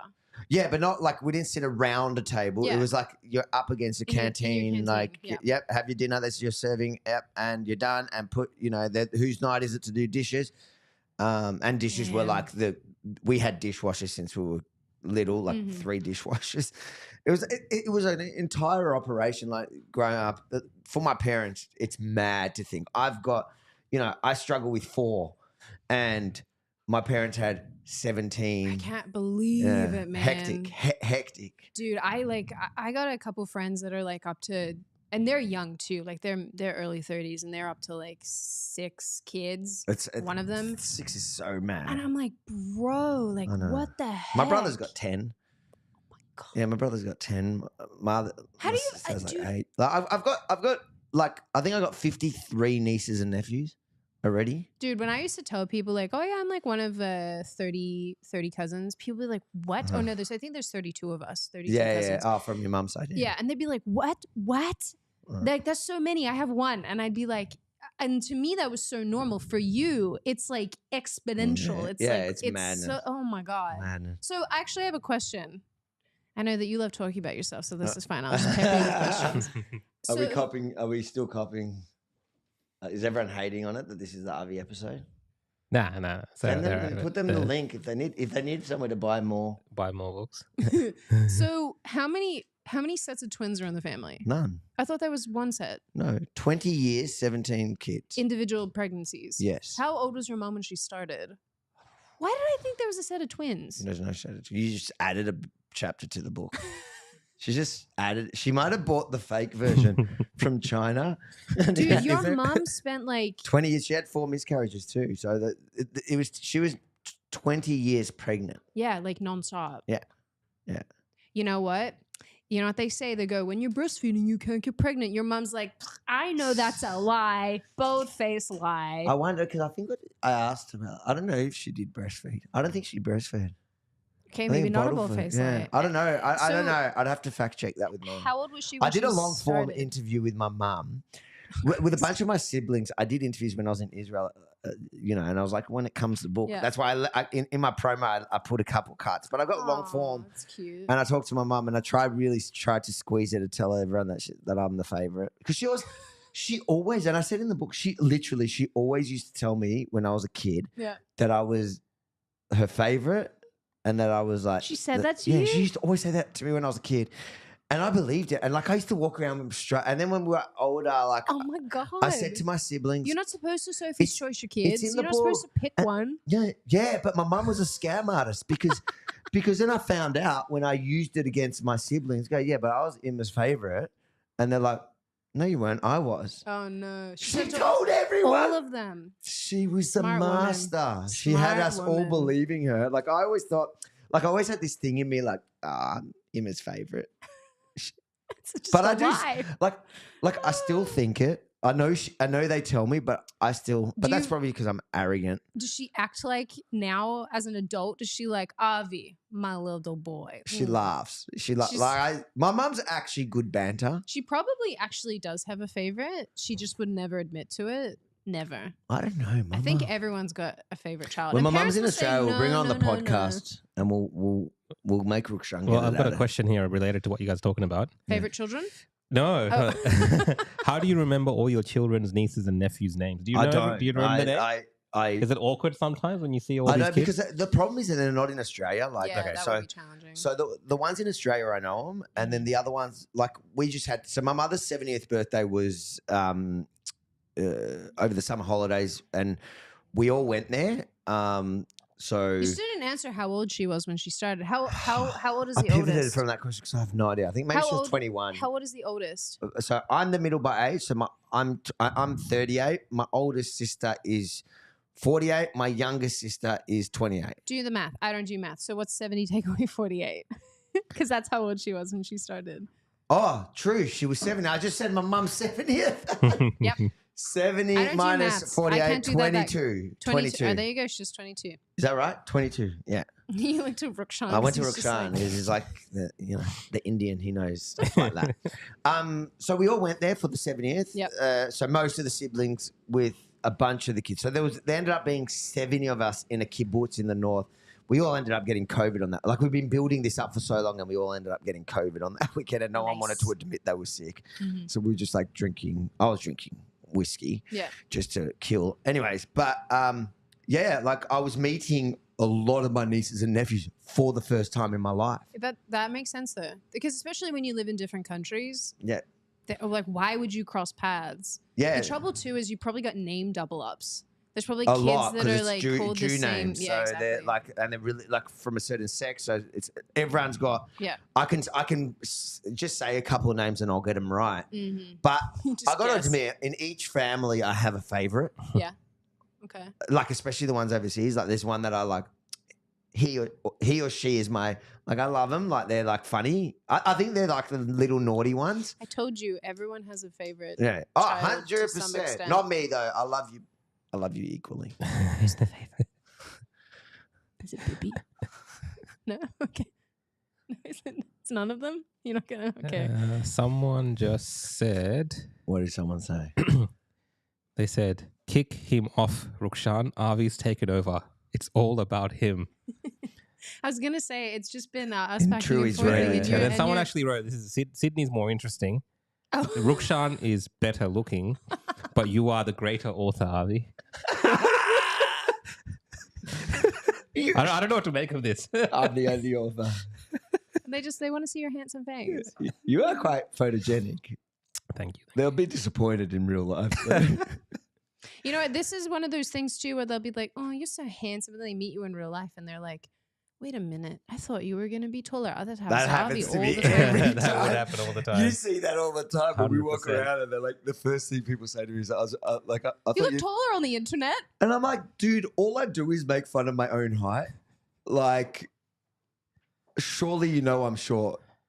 Dude, when we first started hanging out, Oh, that was bad. and you were just like this lady, and you would bring it up all the time, and I never thought about how tall I was until I started spending time with a person who is probably a certifiable munchkin. Like when they think of Oompa Loompas, you're what comes to mind for me. If we painted you that orangey color, there we go. You can jump in the chocolate fountain. Like, it is. It's one of those things, you know, like I was blessed, as my mum says, with very good looks, very big brains, now writing ability, just no height. You can go to Turkey though and I smash would your bloody legs do up. it. And I would ya? would do it. Would ya? Okay. It's the only thing in life. People hang shit on these dudes, and I think, I would do it. lady, you get your breasts I would do it. augmented I would and do your it. nose If it wasn't like that augmented. expensive, and maybe not in Turkey, Right. but like if it was available here and it didn't cost that much, I would do it. Would you I actually? hate, like that's the one thing I hate in life. I hate seeing the world from down here. I bet you it's so much prettier up where you are. Yeah, the air, it's clearer. The air is definitely clear up this way. Yeah. Yeah. So just jumping back to the comments, someone asked actually, is there going to be an audio version? Yeah, And so who's going to read the audio version? I'll do it.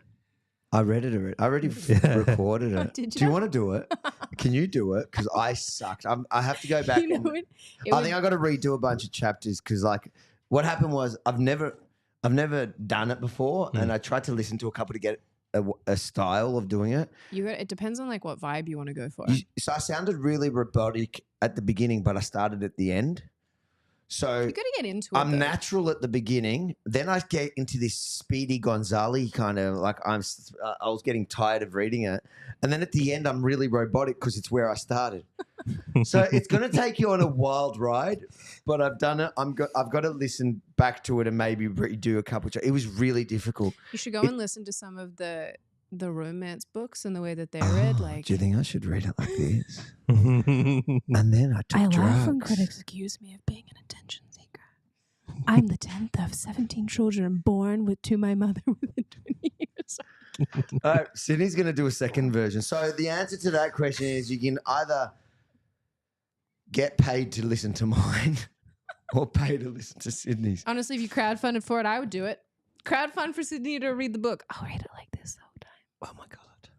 I'll just whisper into the. This is because I've always wanted to do ASMR to give me an opportunity. Really? Yeah. It was the worst. I'm going to put a photo. I'll put a photo on Instagram tomorrow maybe of me recording the audiobook. Did I send it to you? I'm in the closet. Oh, no. Did you see it? No. Oh, like I'll put it on Instagram, but like To soundproof yourself? Yeah, well, just because of you have to have like there's real strict rules around the recording of it, and I'm in the closet, and then I shared it in the Rebel like in our Slack, and I said, I'll come out of the closet by the end of the week. I guarantee I'm it. just glad that you went back in, honestly. Yeah. It's where you should be at this point. Pride who? Never heard of her. So Aren't you homophobic. guys glad you invited me in? That's very interesting. Any more comments? Oh, look, there's a lot of comments. I'm just. There's no cues. You have no cues. No. It's all kind of people telling me to read the book. People telling you to read the book. Yeah. Good Oh, on someone you. asked me, Rukshan, how did you meet Avi? It was Yeah. a protest. I remember That was a protest. I yeah. think it's in the book. It's in the book. Yeah. Read the Do book. you want to know how I met Rukshan? Yeah. And spoiler alert, Yeah. Grinder. It's in the It book. explains a lot. It's in it's in the book. But there's I don't remember what I was going to say. So what? So they're telling you to read the book, but you've read it. No. They're telling me to do the voiceover for the book. Oh, can we hear a little bit of a taste? Do you want a preview? Yeah, give us a preview. Give him his book. 'Cause I don't think I can. if I read a pass book. him my version that I paid for, he's gonna steal it. Ooh, I don't think I'd make a good book reader. I think you But would. do it in English, It's a not nice Sri voice. Lankan. I think I'm screwing up your thing on the floor here, man. That's I'm all sorry. Oops. A few minutes later, the police exited and reassured me that the man understood that threatening to publish my address online was not okay. No, I Sydney left and does it thought, so much nah, better. yeah, I can't do it, guys. I'm so Sydney sorry. does it so much better. He ruined it. I actually I want to delete that sentence from my book. Ah, Rukshan. I didn't think. Listen, you don't have a career in audiobook Yeah. reading, but that's okay. You have a bright future ahead of you in wedding photography. Tremendous. No, he doesn't. That's pretty much done as well. Yeah, he's done. So that's like kaput. You're not. No. No. That's still happening. But But he's slowly killing it. Yeah. He filmed my wedding. Did I tell you? He filmed my wedding. Yeah, I heard you were there. You he saw it. charged an inordinate 20 amount. grand he up never front. sent it to you. He told you to 20 go grand F up front. yourself. 20 I grand heard he up front. sent you That's the fish in the going rate mail. for a wedding, 20K. So just remember No, that. he said that was mates rates.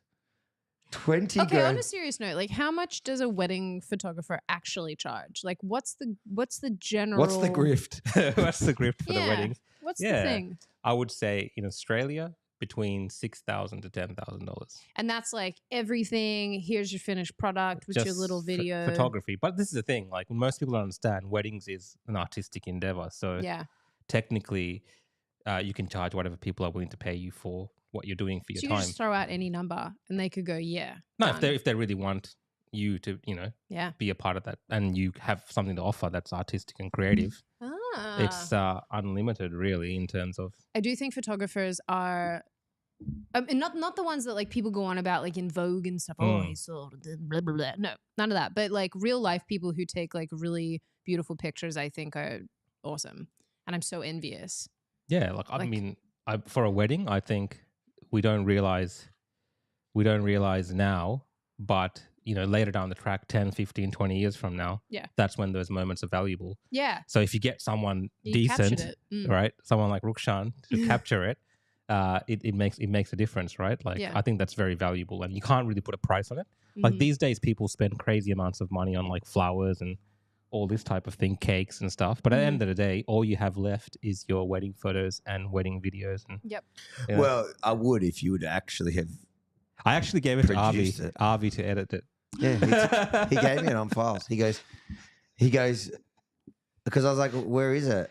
And he goes, here, Dude, raw files. at least he's not freaking outsourcing to you. We would make videos way back when, and Avi would be like, you can edit that, right?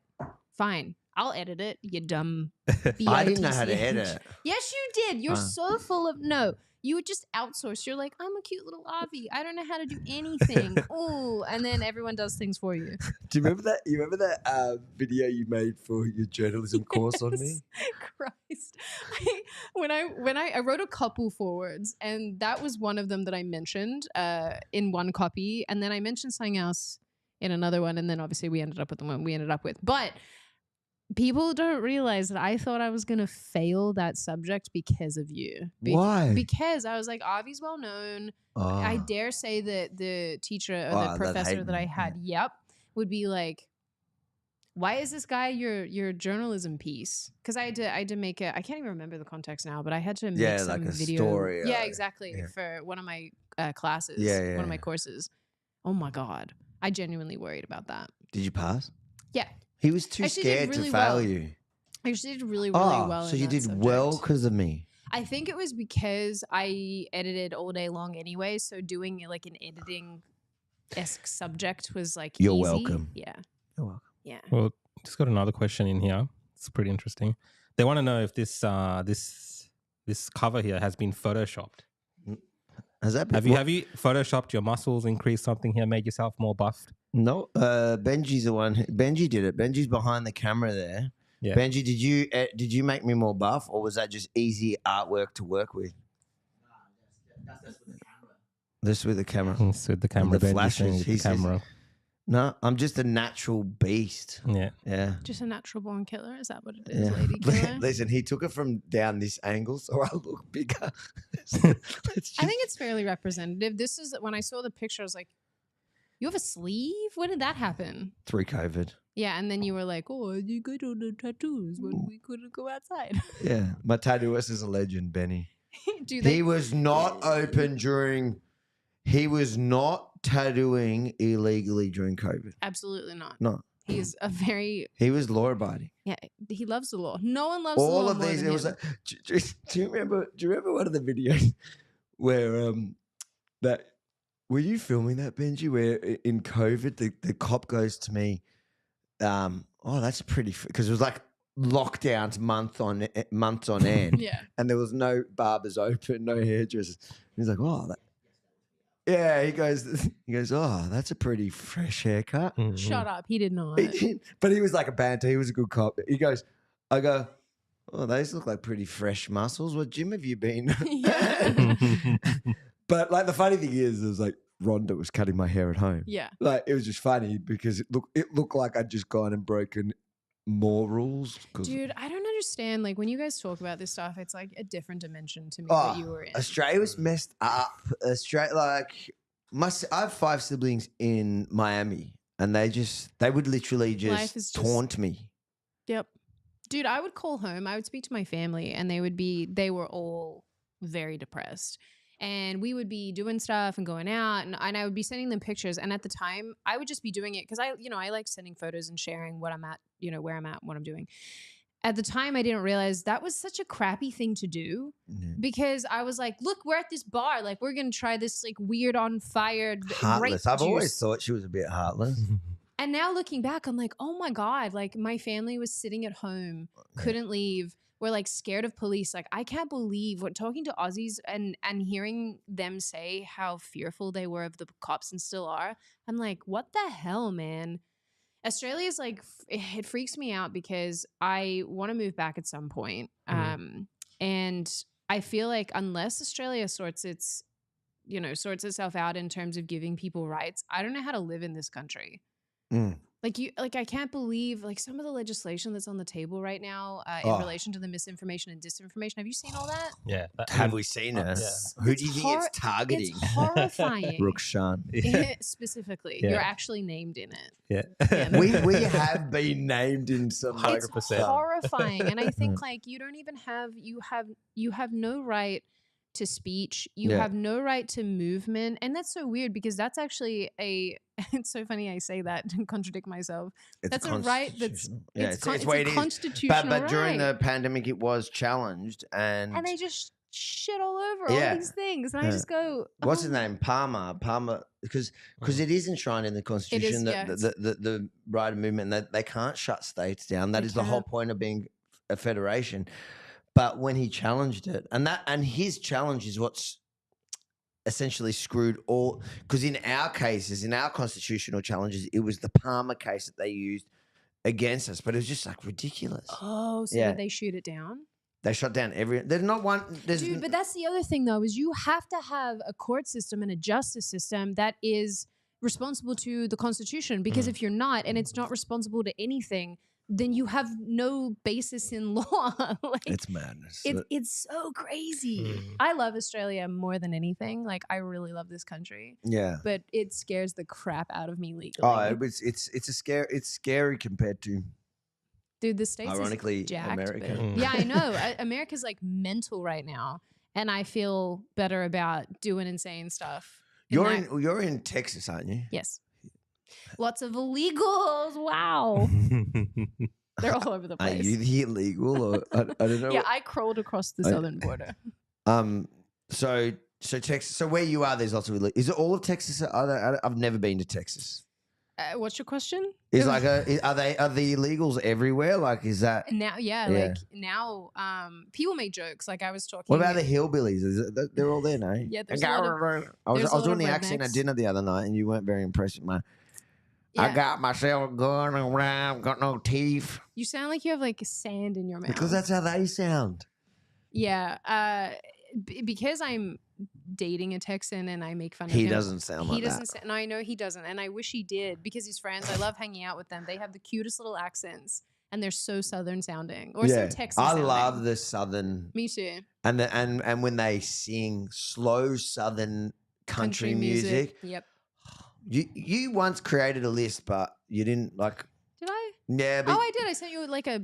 no, you sent me but you didn't. You got to create me a Spotify list. I will do it because you know what I I like discovered. slow, real southern. Okay. Like All right, I'm I got one for you. yeah. Randy Rogers Band. It's a Texan band. No, They're but very you don't good. just give me a band. All right, I all want right. I'll make you. a few I'll make songs. you a Like list. make me I'll do it. a Spotify list and share it. I will. Okay. Lucky that we did this on. This is that we've just had one of our domestics. People ask me all the time because whenever I recommend songs, people are like followers and things have been like, Sid, make a public Spotify playlist. Oh, yeah, that's a like, good idea. Do it. And I'm like, no, I don't know how to work Spotify. So Oh, don't you use Spotify? I do, but I don't know what I'm doing. It's one of those things where I'm like kind of disabled. So what you do is you press the button. Yeah. And is there a playlist? It's funny. It's like button? Rhonda does not know. Like, oh my god. Let me just breathe. So like she'll call me. She goes, she can't figure out. I go, okay. So what you got to do is you got to turn the computer Is it on? Yeah. Is the green light? And the scary thing is she always blames it on her age, and then her son has the same sickness. Sounds like me. Yeah. It sounds like me. They're like, does it like? How do I go there?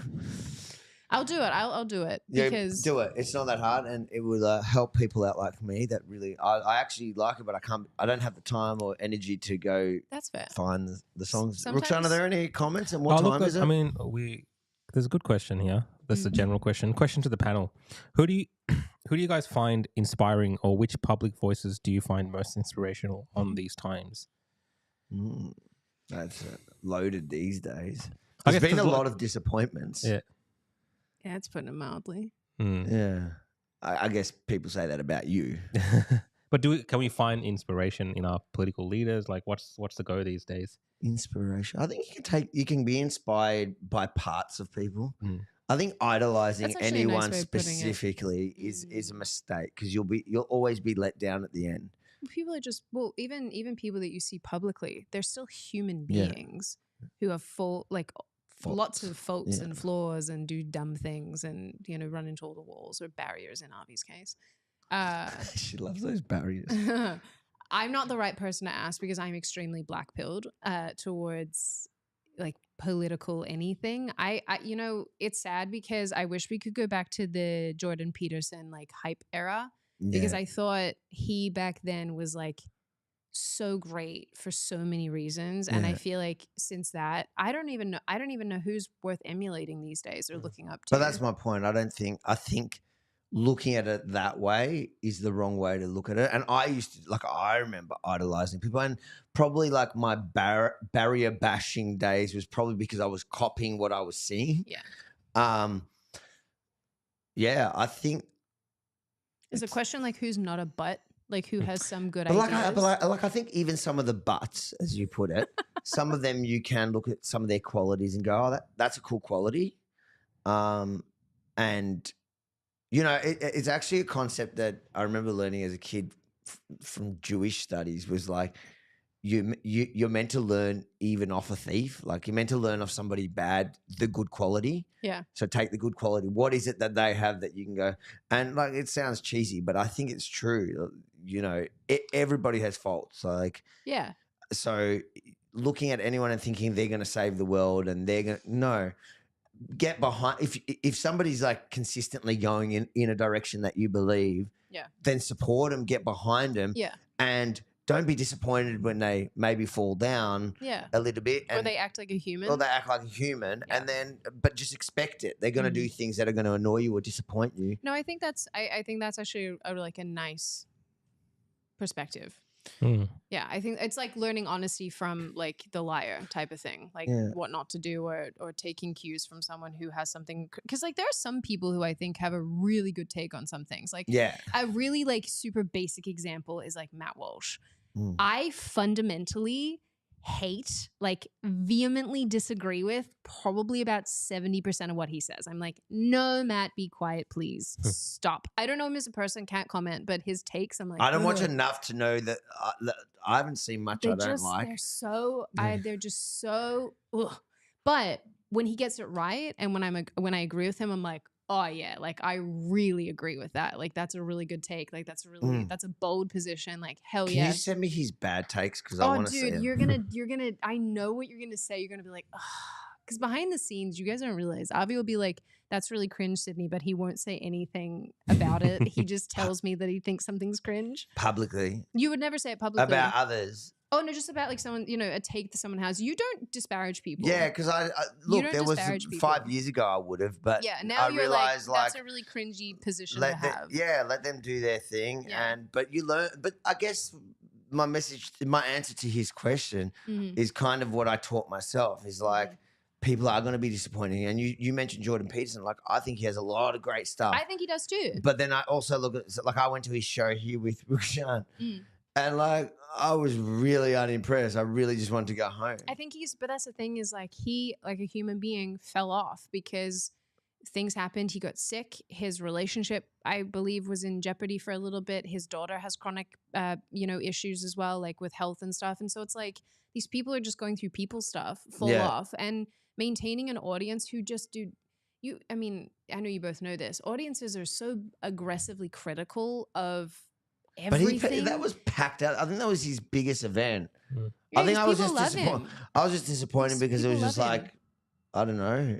I felt like he was winging it on the night, and I was just not interested in what he was talking about. He may have been. I mean, he may have just been having it off. That's the thing is like, you never know. So that's what I'm saying. Like I watch heaps of his stuff, and I think he has really good takes, and he's pretty solid on his position, even when like the right wing. A good example is Israel, and he sits there and he says what he thinks, and then some of his base turn around and go, "Oh my god!" and they turn on him for it, but he won't waver. So I respect that. Yeah.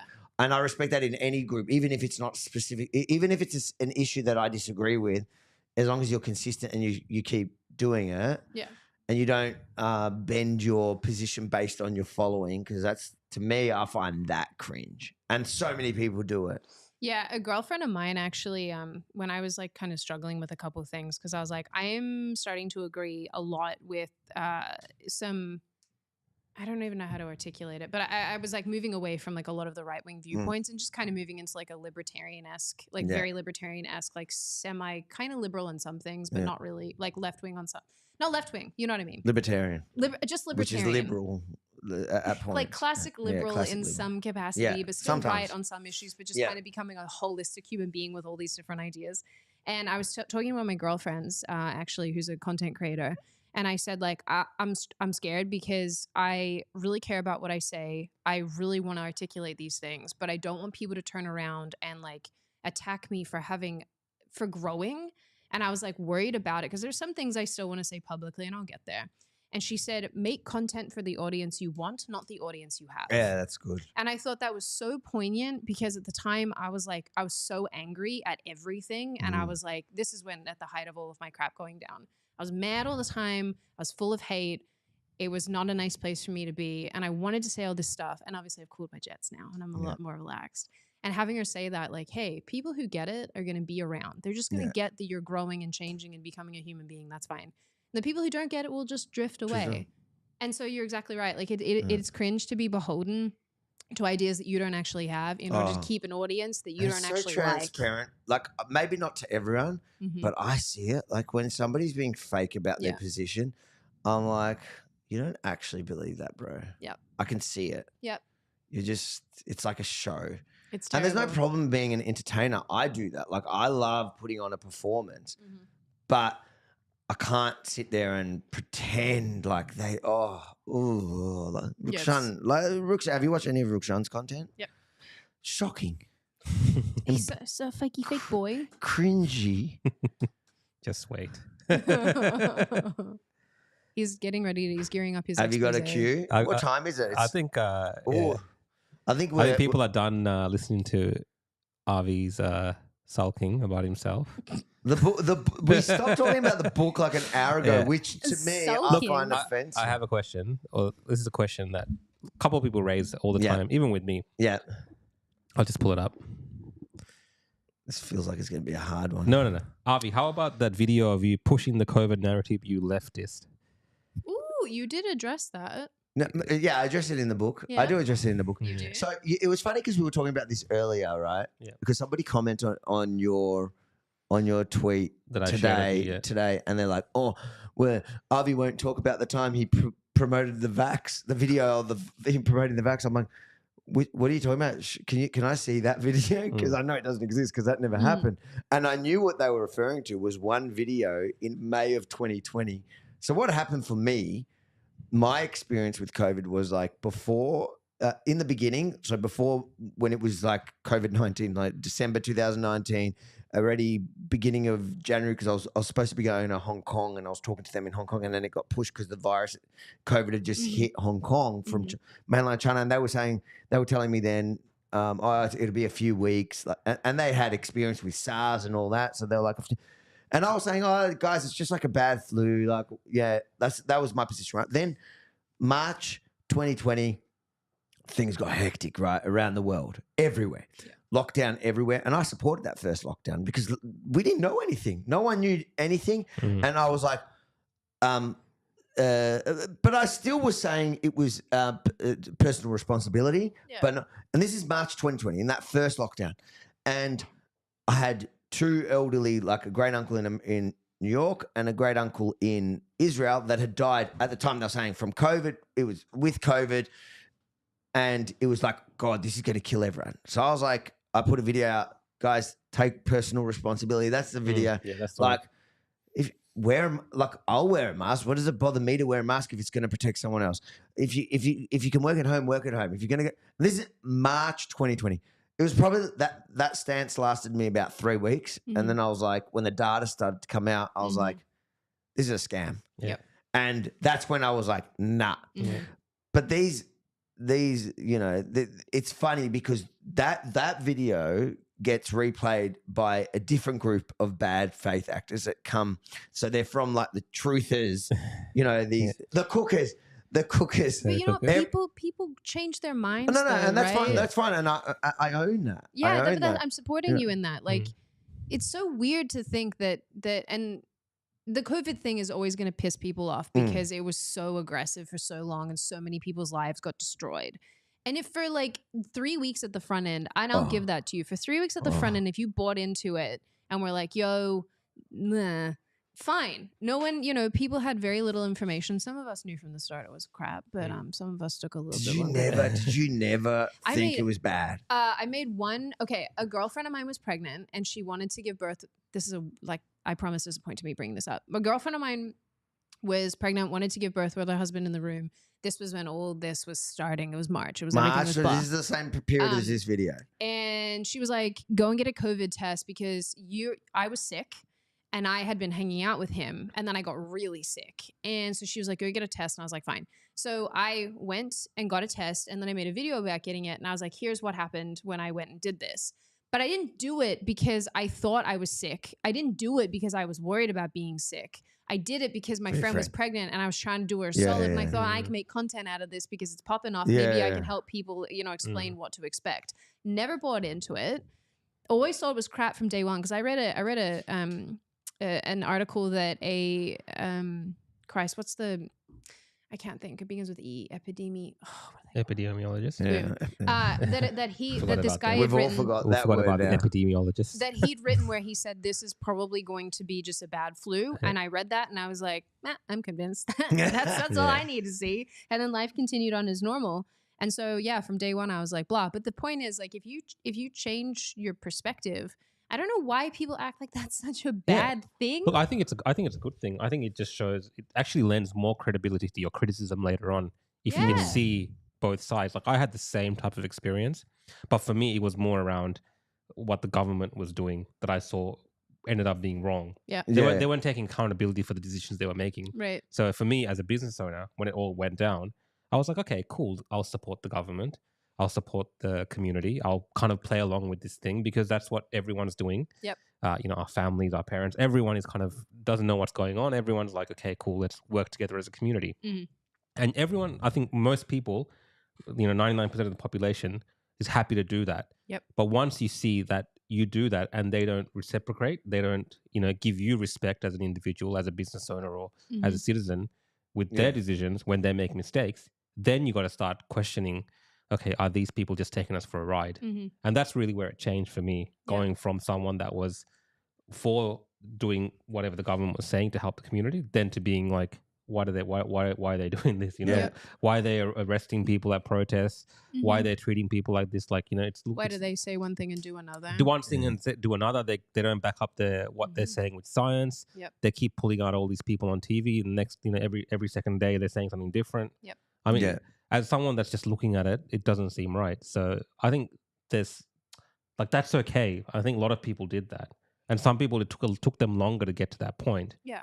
But I think that overall that's okay, and I think the fact that people keep using these older videos of you or me, talking about these things at that time, you have to understand over a period of time, you have to react to what's in front of you. I'm like, just look at the video. You can see it was because I remember just before COVID hit is when I had my heart attack. Yeah, that's So true. I didn't look I look like a different person. It's like you can see that video. It was me early 2020 and I was doing what I thought was right then, but you're questioning my resolve through COVID in Australia. You're questioning where I stood. Yeah. That's from that small there's a tiny minority from the cookers. That's the cookers you were talking about. Yeah. Those guys on the fringe that absolutely everything is a conspiracy, including Avi Yemini through COVID. That's like that. Those guys have gone so far off the rails that it's just like you can't have a conversation. And there's no point in the conversation because if you say something they don't like, you're controlled opposition. And it's like, mate, I don't have time for you because I'm actually talking to the majority of people, and the majority of people are not caught in this echo chamber of either the culture wars or whatever. Yep. Most people are just living their life and they dip in, they watch a bit of your content, they find it entertaining, and hopefully you open their eyes to something. But like these people that, today I only engaged with that one because I found it funny because I knew what they were confusing. They were confusing me talking about masks and social distancing in March of 2020 and confusing that with me talking about telling people to get jabbed in 2022. It's just like completely different things. Yeah. But the craziest part of all of this, some of the people that criticize you for these change of views are people who are all for whatever the government did, but they have no kind of criticism of the government changing their mind every couple of weeks. Oh, you're right. Some of the what I mean? Well, some of the people that use that are there's two groups that use that. There's those that are the cookers. They didn't like the government. They never liked the government. Then there's also like the lefties that go, I see when Avi used to promote the narrative. And you're right. Yeah. They literally do whatever the government says, even if the government says two contradicting things in the same freaking sentence. No, that's a good point. Yeah. It's just weird though, because like I think this is part of why media is so dishonest in a way, because no one will let you change your mind and no one will let you grow and be wrong. Like it's so weird to me that people act like the people that they're listening to, especially politicians and things, are like infallible. Yeah. It's like No one is. I'm fairly certain. But it's a sign of our times, right, Even Sydney? Like ChatGPT? there's so much video content now. There's like everything that someone says is recorded. Yeah. They put up videos of them saying all sorts of stuff, and then a few months from now, you look back on that, Yep. and it seems a bit crazy once we have a bit more information. Dude, seriously. I mean, even you look back on like when you'll get to this point when you've been making content for a really long time and all your stuff is on the internet. Like I look back on some of my early stuff and I'm like, I hate me. I hate this. I look at my old stuff. I'm like, mate, listen, mate, like, dude, chill out. It's so I'm the same way. I cringe. I can't. People write me and they'll be like, I watched your whole catalog of videos and I'm like, oh God, why? And then slowly I have the really embarrassing ones that I'm like, oh God, or the ones that I think are going to get mass reported. I've started hiding because I just like either A, I'm so embarrassed, not of what I'm saying, but just the editing and stuff. I'm like, no. I've privated a couple of those because I'm like, this doesn't need to be on the internet any longer. This is too embarrassing. Rukshan, you can private some of your stuff. And perhaps this book, it will end up like that one day. Privated. Avi will hide this in some corner, never to be seen. In the bookshelf. But this is how all this started, guys. This is how everything started. We are here today to promote Avi's book. Well, not specifically, but that's how it's ended up. And you can get the book at rebelfromthestart.com. How good is that? Oh, you got it. Yeah. You did it. You nailed it. I might even sign your copy now. Yeah. So what's the story now for this book, Avi? What's next? What are you doing with this? You going? So we're doing the tour. So we're going to start in New Zealand. Are you going to come with me? Yeah. It's interesting prospect. I think we should invite Posey Parker for round 2. Yeah. I think Posey Parker, Avi Yemini. I'll come film, and it'll be really interesting. We should get that happening, right? I reckon. Yeah. But no, I am really excited for New Zealand. So that's what's next. Is I got it up here. So Auckland on the 25th. Auckland, then Wellington, and exclusive just for the podcast. But I think on the Monday after that in Wellington, so that's Saturday. So probably on Monday we'll do the Melbourne one. So Melbourne will be 3rd. Okay. We haven't announced it yet, but I think that's what we're going to do. Ezra's going to be coming to those ones, so he'll come down here as well. We'll do one in Melbourne. You're not invited. That's right. Sydney, are you going to come? Can we do one in Texas? Oh, I was literally just going to say, are you coming to the States and will they let you back in after you got sent? Honestly, you're brown enough. You could just climb across the border. Listen, if I don't get a visa now, I'm just going to go across the border. They'd let you, mate. They would. They'd be like, nah. I'll even do like Mexican work. Do you know when just they learn detain? a couple Spanish phrases. When they taco. No, I used to watch Taco Dora the Explorer with the kids. Vamos. Vamos. You could. What do I know? I only know one thing in Spanish. It's bad, and it's me gustan los churros. Or maybe it's just churro. I don't know. Anyway, I like churros. Oh. I like churros. I really thought that this was something that was going to get the whole show banned. I was like, what is she saying? I was like, why is she going to say that? No, I only know a couple useless phrases in other languages. That's one. Vamos. But yeah, if not, I will just become Mexican. When I got detained that time in LAX, they put me in that thing, and it was all Mexicans. I should have just befriended them because they were coming back. Probably cartel people. You could have been like, "All right, it's gonna be great. What we're gonna do is I'll get in the bus. You kill everyone, and I'll run." I think there are holes in the fence now. It's great. I'll drive down and collect you. Don't kill me! Don't kill me! I've got 16 brothers and sisters, and one of them will hunt you down. Yeah, exactly. They all look like me. No, really. If you came to the States and did, and especially to Tejas, you could sign some books. No, we'll it's on the cards. Rodeo. It's on the cards. A few podcasts there while I'm there, but that's in the works. But for now, we think we've got. There we go, News Hub. Oh yeah, News Hub. Let's bring that up. So they are excited in New Zealand that you're coming down. I think they're getting a bit excited. They're starting to promote my book. Yeah, so scroll all the way down to the. It's a nice photo of you. I'll read the headline. Far right conspiracy theorist Avi Yemini allowed entry into New Zealand after originally being denied. So far right conspiracy theorist. That's a default go-to. Where do they come up with this? It's a default go-to. Do you know what's so funny? Is like you're meant to try keep the headline concise. Yeah. But they're chucking in so many descriptors. Like, Yeah. I'm trying to go to your Twitter, but my thing won't load. it's Rukshan's reception. Damn it, Rukshan. But look at that. Look at the last. Where is it? I'll read it. What do you want me to read? What does it say? I like- After learning he could come into New Zealand. The third last paragraph. Okay. After learning he could now enter New Zealand, Yemini wrote on Twitter, Kiwi authorities messed with the wrong rebel. What more appropriate place could you think of to kick off my official book launch tour than the censorship capital of the world that failed to ban me? Yemini planned to visit Auckland and Wellington next month. And it's true, New Zealand is, in many ways, a censorship 100%. capital. And I get people writing comments like, "Oh, what about North Korea?" And I just find that so funny. It's like you're literally comparing yourself to North Korea. I think I've won the argument already. But what I find so funny about that is like they're literally just promoting my book. I know they are. I love them. I Yep. love News Hub. I love all the media.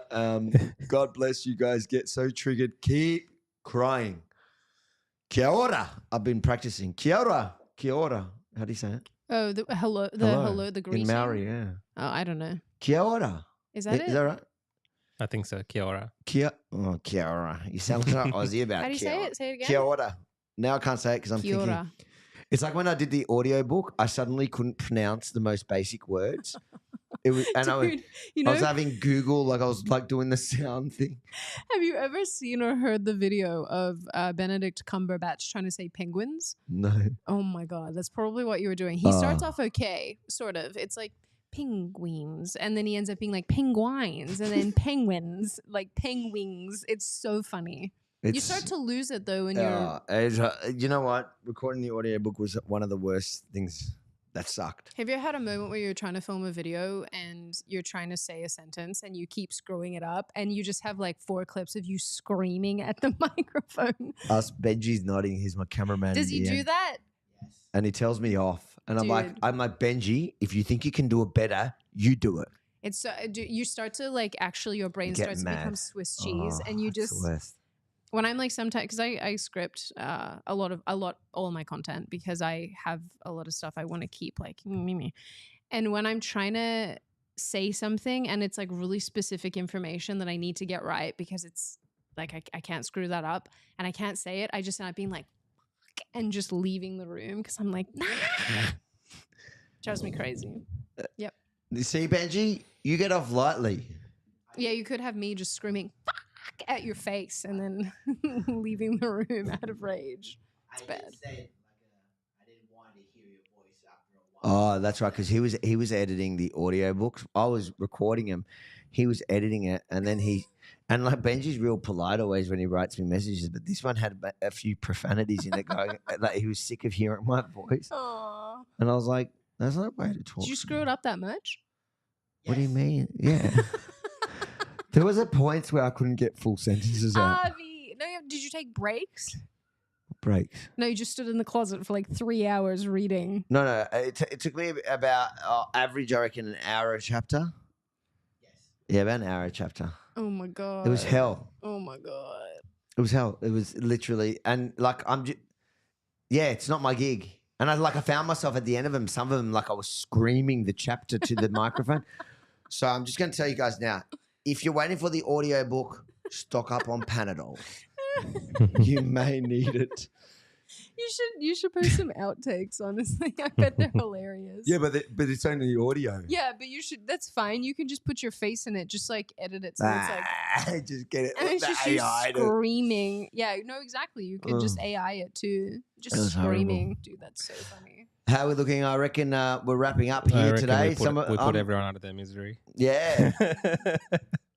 Well, Sid, thank you so much for writing the foreword. No, seriously, when you sent it to me, and like I found it hard to go, is it good or bad? Because it was like about me. Like I thought it was like really well written, and then I was like, but I don't know. And then I gave it to Rhonda, and she cried, Yeah. and I told you, Yeah. and she's like, oh my God, that's so good. That's so good. Oh.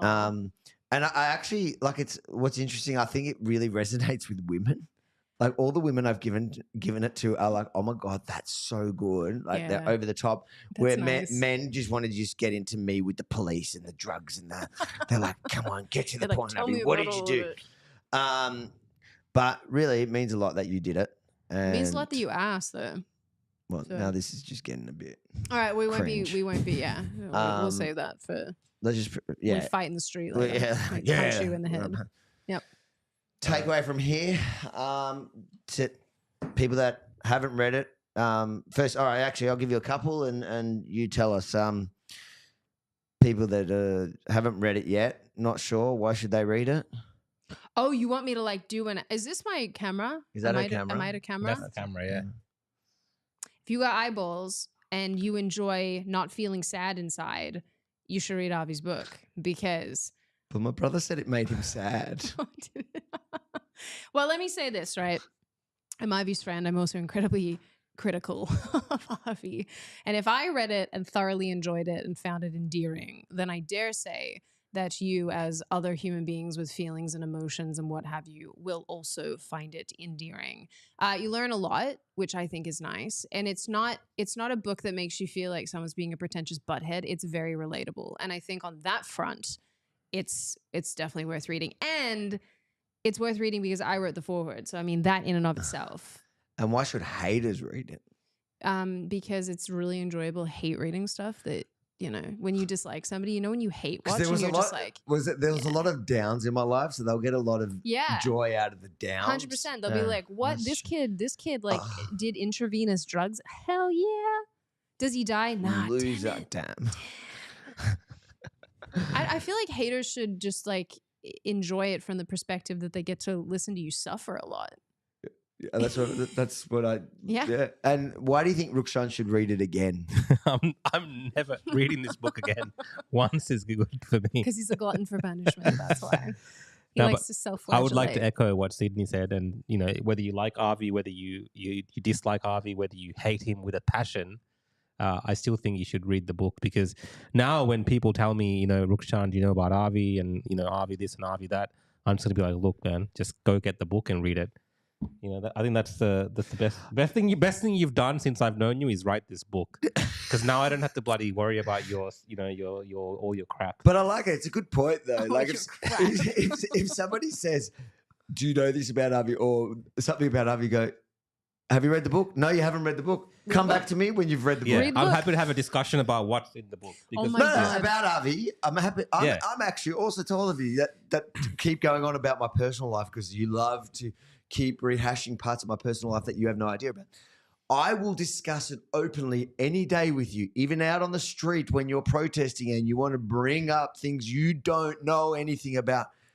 Come armed with the facts at first.